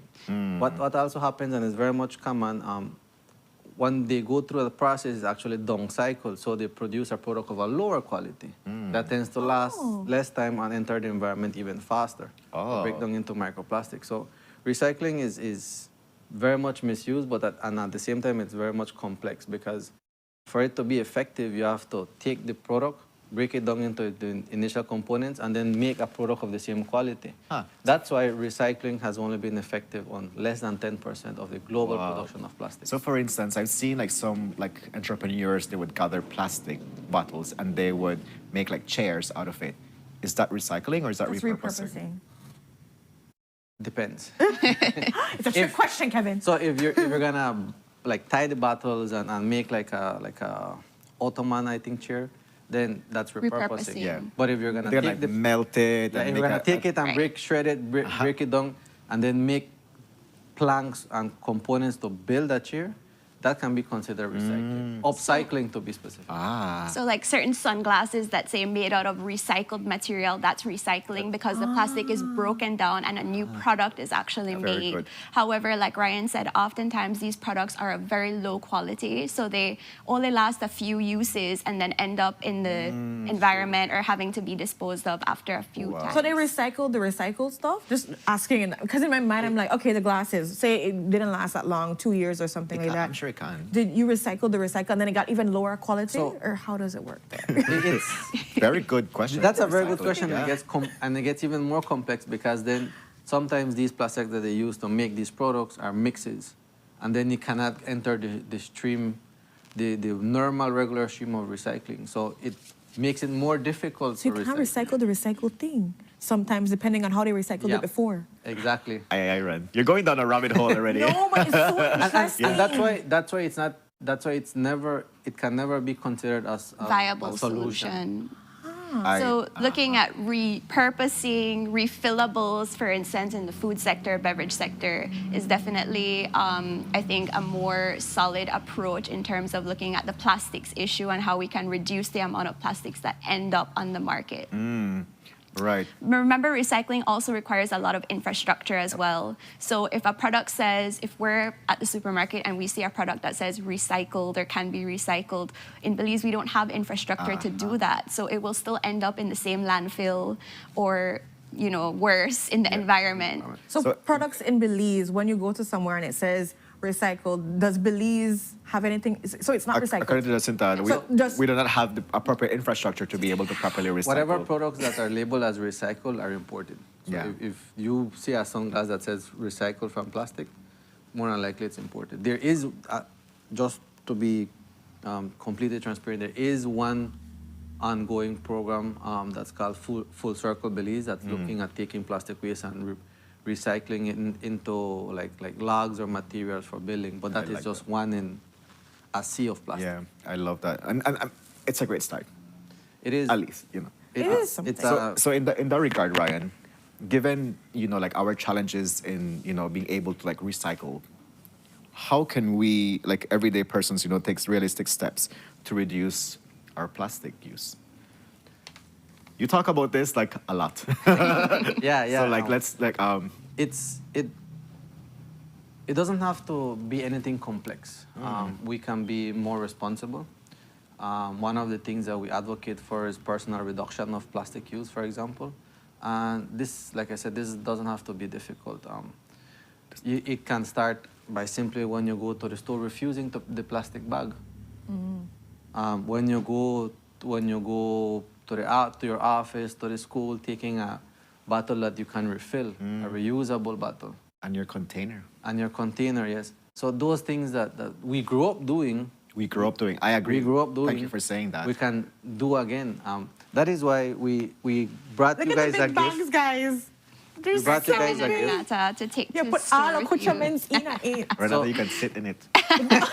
And Show these are how big good. this thing These are good for grocery shopping. Mhm. So I don't want to see you guys at the shop with a plastic bag. You don't. If you have Ryan any catch excuse me, now. Ryan both feel like. Actually, we use our tote bags for our stuff that we brought today. Amazing. Yeah. So. But yes. to our earlier point, I mean, as Ryan is saying, yes, we have a role to play, but also we can only do so much, right? There has to be options for us on the market for us to make right decisions. We have to have the options. So I think rethinking who we put the burden on of waste, right? If we look at EPR, it's really shifting that burden to manufacturers, to producers, so that we as consumers have options to make the right decisions. Because if we go to the store and we're only seeing plastic, then we can't do better. So, I mean, this is definitely a small step that we can take using your reusable bottles and supporting vendors that are already making that shift because there are small businesses in Belize that are making the shift to reusables, to refillables. So using your money, your pocket to really support those vendors. To find a list of vendors, we have a green vendor registry on Oceana's website. You can go from small to large vendors. We try to upload that and keep it updated to really showcase and highlight vendors and businesses that are trying to make that shift to refillables, using reusable containers. When you go for takeout, if you take your container, they allow you to use your container, things like that. Doing that. Exactly. Yeah. I remember when I used to go buy food, I used to take my container. The lady was like, "Are you sure?" And I'm like, "Yes, I'm sure. You can just." And she was like, "Are you sure?" And no one gave you the same amount. And I'm like, "Yes." But it definitely is. It starts with you being able to say like, "I want to make a change." But the information you shared today is very valuable, and we thank you so And much. people need to go to Oceana's sites and their Facebook and everything, see what you guys have. Ask the questions, get involved, be a wave maker. Yes. This is like the part where you guys can play. It might seem small, but if 1, 1, 2, 3, all of us start doing it, it makes a ripple effect. So just turn it out there. Yeah. But thank you guys so much for the work that you guys are doing. I'm excited for my next bag.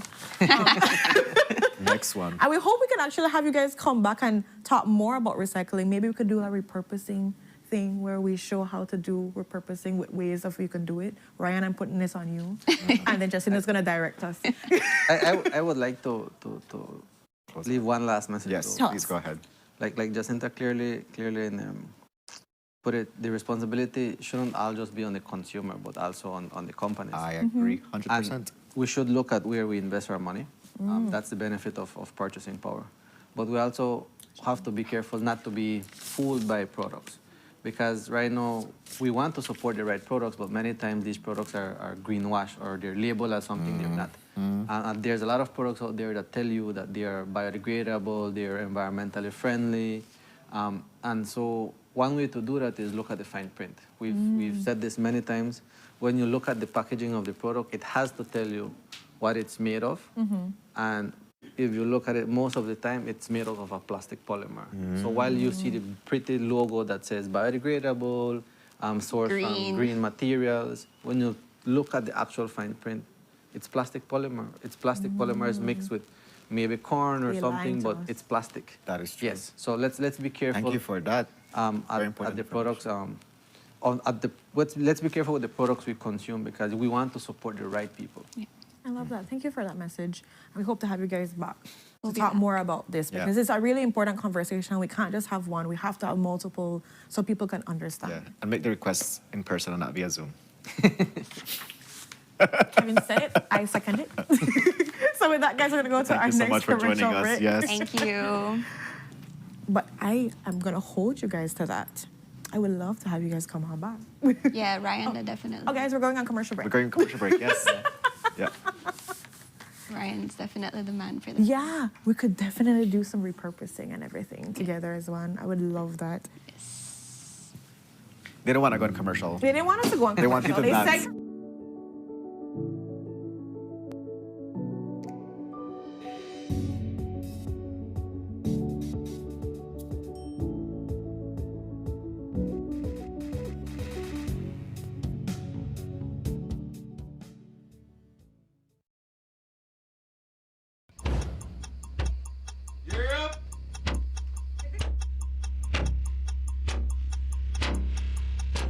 These charter mints aren't We're navigating along the coastline. This morning, the 2023 in the Good evening. Good evening. I'm Shireen Kelso, and here's what's ahead for you on 7 News Tonight. We've got details of these and other stories in our newscast for tonight. Good evening. With your news, I'm Indira Craig. Belize, you're watching the Nation Station, Channel 7.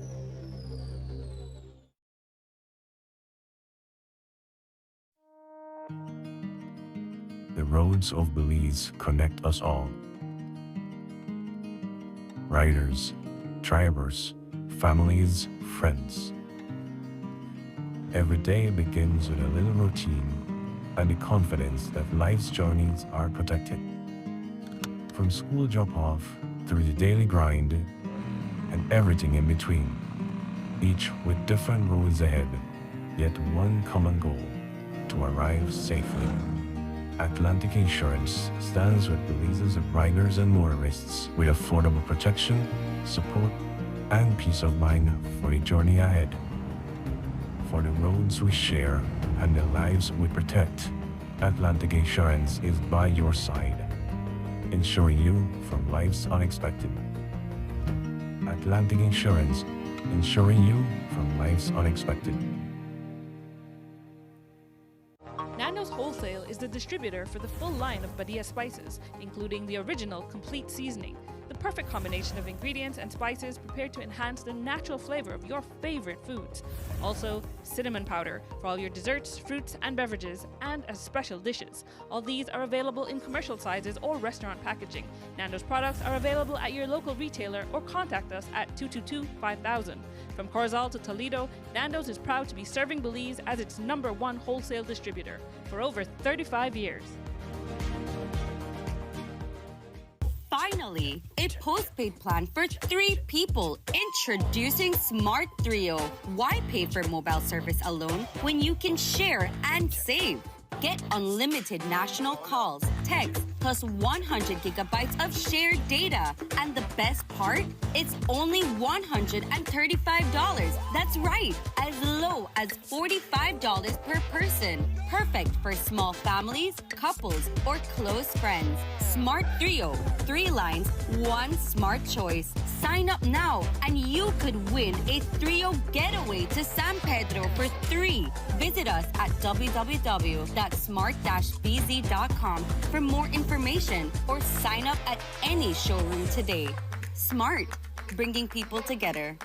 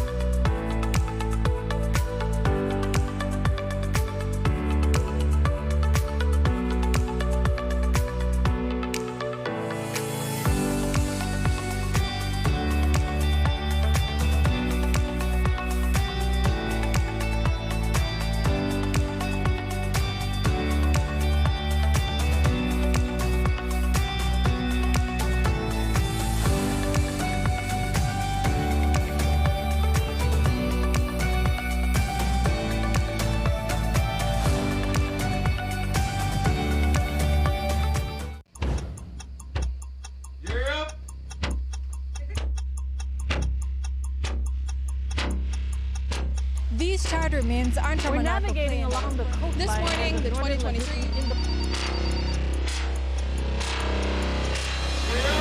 Good evening. Good evening. I'm Shiri Kelsel, and here's what's ahead for you on 7 News Tonight.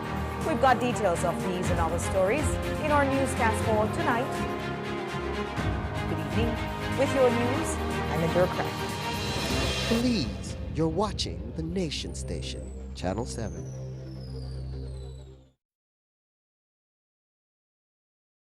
Welcome to the V Department Store. We are conveniently located on Coney Drive in Belize City. That's right on Coney Drive in Belize City. At the V Department Store, we offer a wide variety of groceries, cosmetics, kitchen appliances, kitchenware, electronics, and more.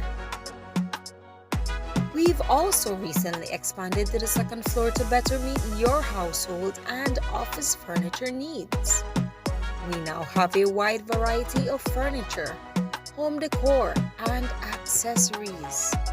We have a shared vision for a comfortable and customer-friendly shopping experience. Visit us today and be warmly greeted by our reasonable prices and cordial staff. The V Department Store. Experience the ultimate shopping destination.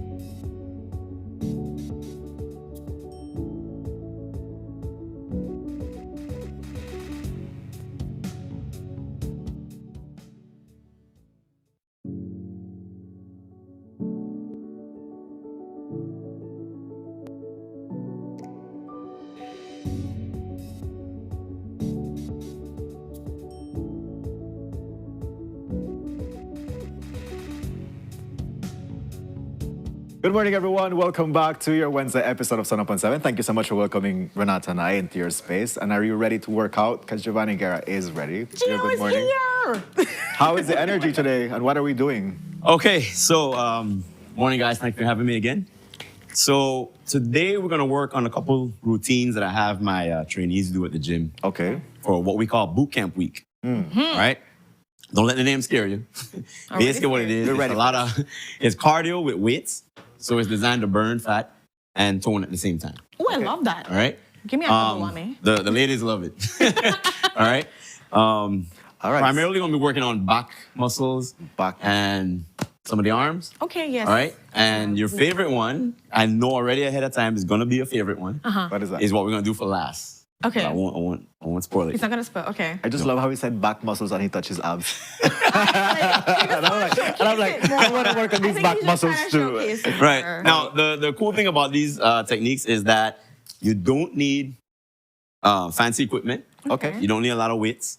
Anybody can do this at home. Like Very you can't afford a gym or you can't leave the house for whatever reason, you can do this at home. So, all right, so let's get started. I brought some toys. Let's do this. All right. Okay. So first things first, I want to do the back muscles. Okay. So we're going to utilize this chair. I like it. So I'm going to show you guys first, okay, and then you're going to utilize it, okay? Then we're going to do it. Yes, I know. All right. So I'm going to go with the 8-pound weights. Now, this exercise doesn't require much weight, okay? Okay. The important thing about this exercise is the routine and the technique, that you do it properly, okay? repetition, repetition, repetition, right? Very well. Practice makes perfect. So what you want to do is start upright like this, right? Okay. Ooh. This.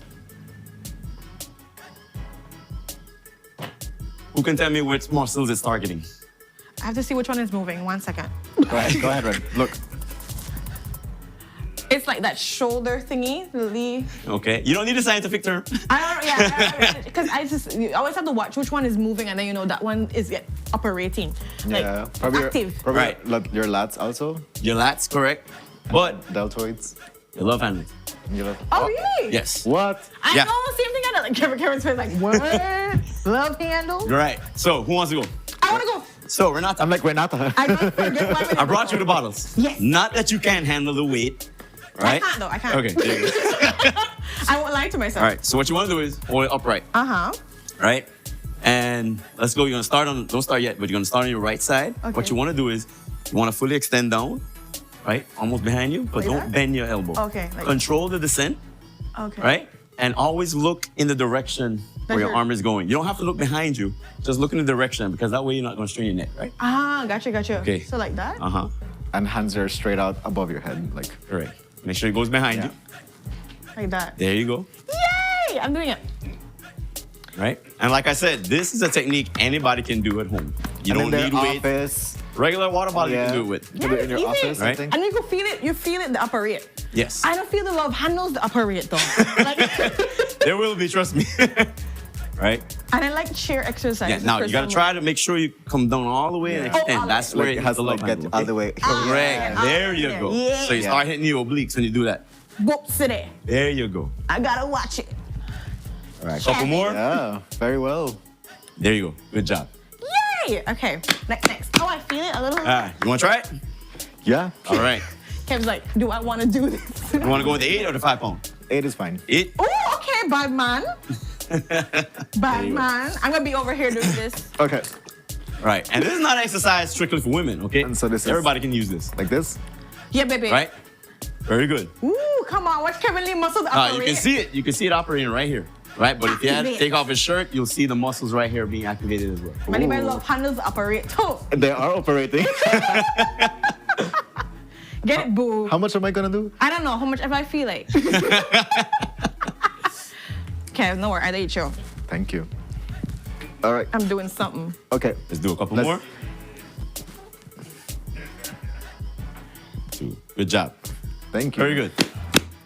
All right. Nice job, boo. All right. Thank you. See you. Look. So I'm gonna show you one more routine that we do with the chair. Okay. Okay, this is for the back as well. All right? Oh, okay. I'll go with the 5 pound. All right? Okay. This does not work your love handle, but it works the upper part of the back. Right here, okay? Oh, okay. So I'm gonna pull it to the side so the viewers can see.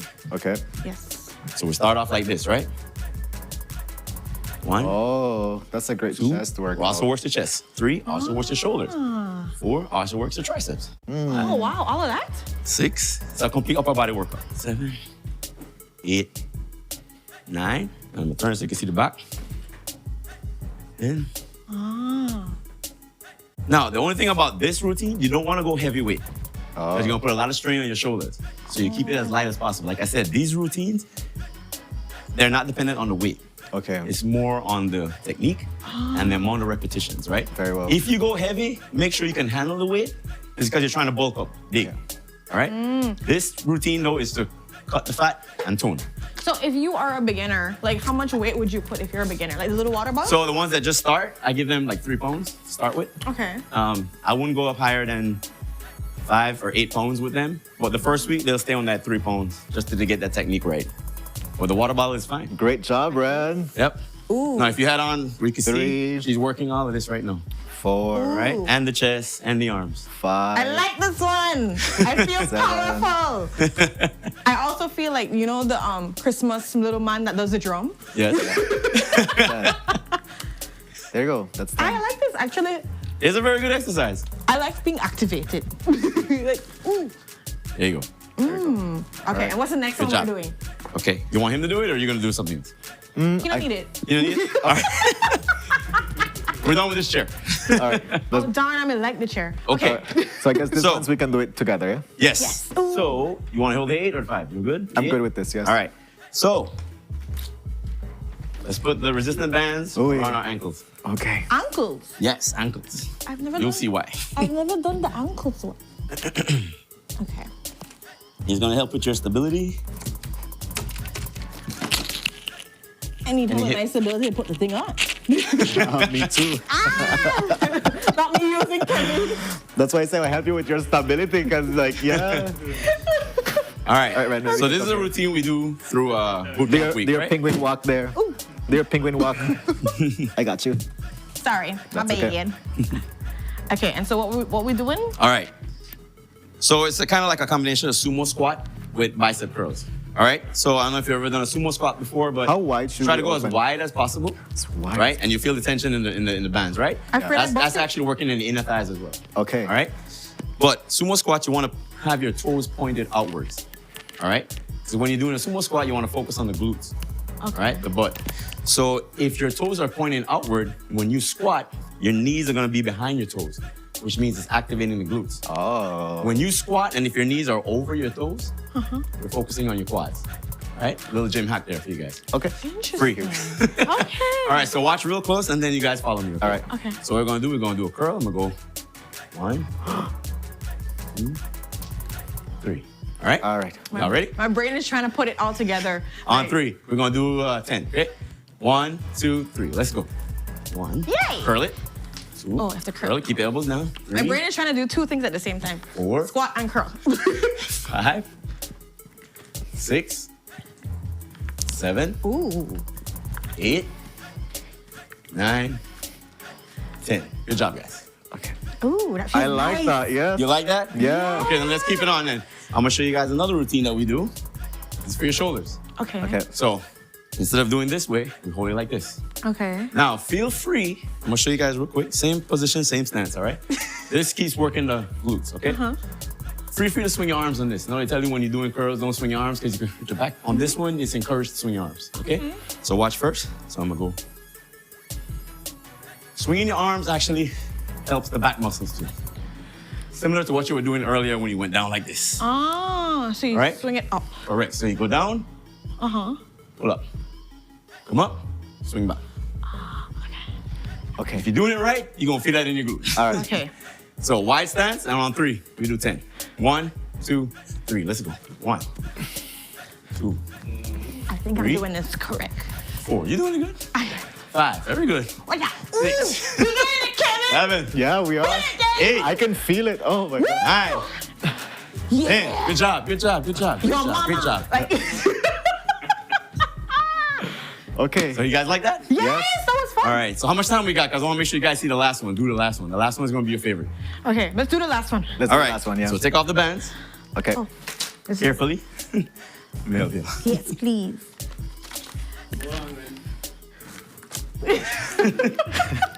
All right. It does require a little bit of coordination, but you can get it. We're going to go slow. Okay. Okay. But this is one routine that works your entire body. Oh. Entire body. Shoulders, biceps, triceps, core, butt, quads, hamstring, everything. Okay. I have my clients do this after every session, every day. All right? So wide stance like this. Wide. Now watch carefully, all right? Okay. I don't want you guys bending over like that. Okay. It'll hurt your back. Okay. So what I want you to do more. Ooh, I see this one before. 2, 3, 4, 5, 6, 7, 8. All right, now notice when I pick it up, see what I'm doing with my elbow? This right here is working on the back muscle, Okay. right? You going all the way down, stretching this out, working on your hamstring. Huh. You bending here, working on your glutes. Huh. When you pull it up, you're working on your biceps.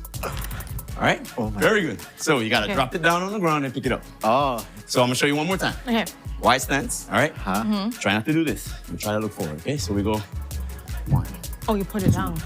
3, 4, 5, 6, 7. Wait, I'm short.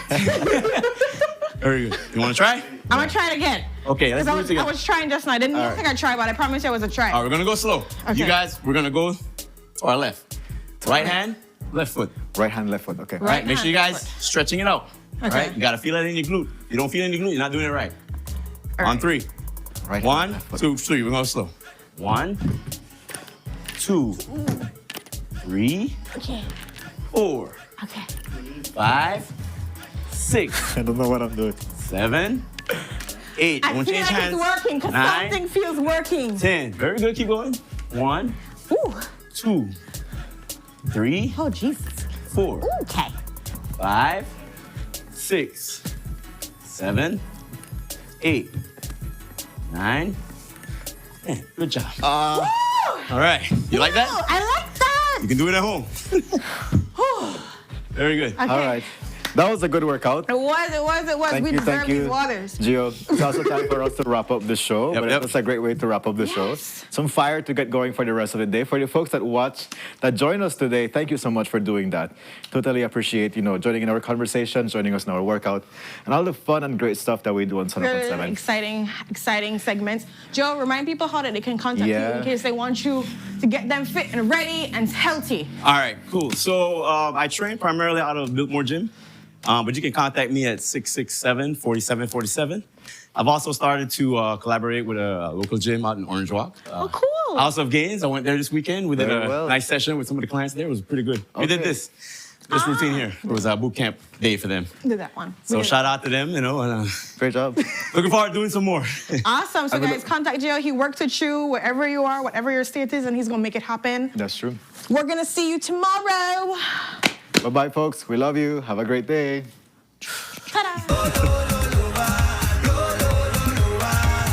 Until we end up on the give it to me that workout, give it to me that love, yeah. Give it to me that workout, give it to me that love, give it to me that workout. A place to call your home, a place where you can grow. Stand by me and we'll take flight. We'll be there at morning's light. I've got you covered on all concerns we share today. You will discover how the world turns each day. When the sun comes up,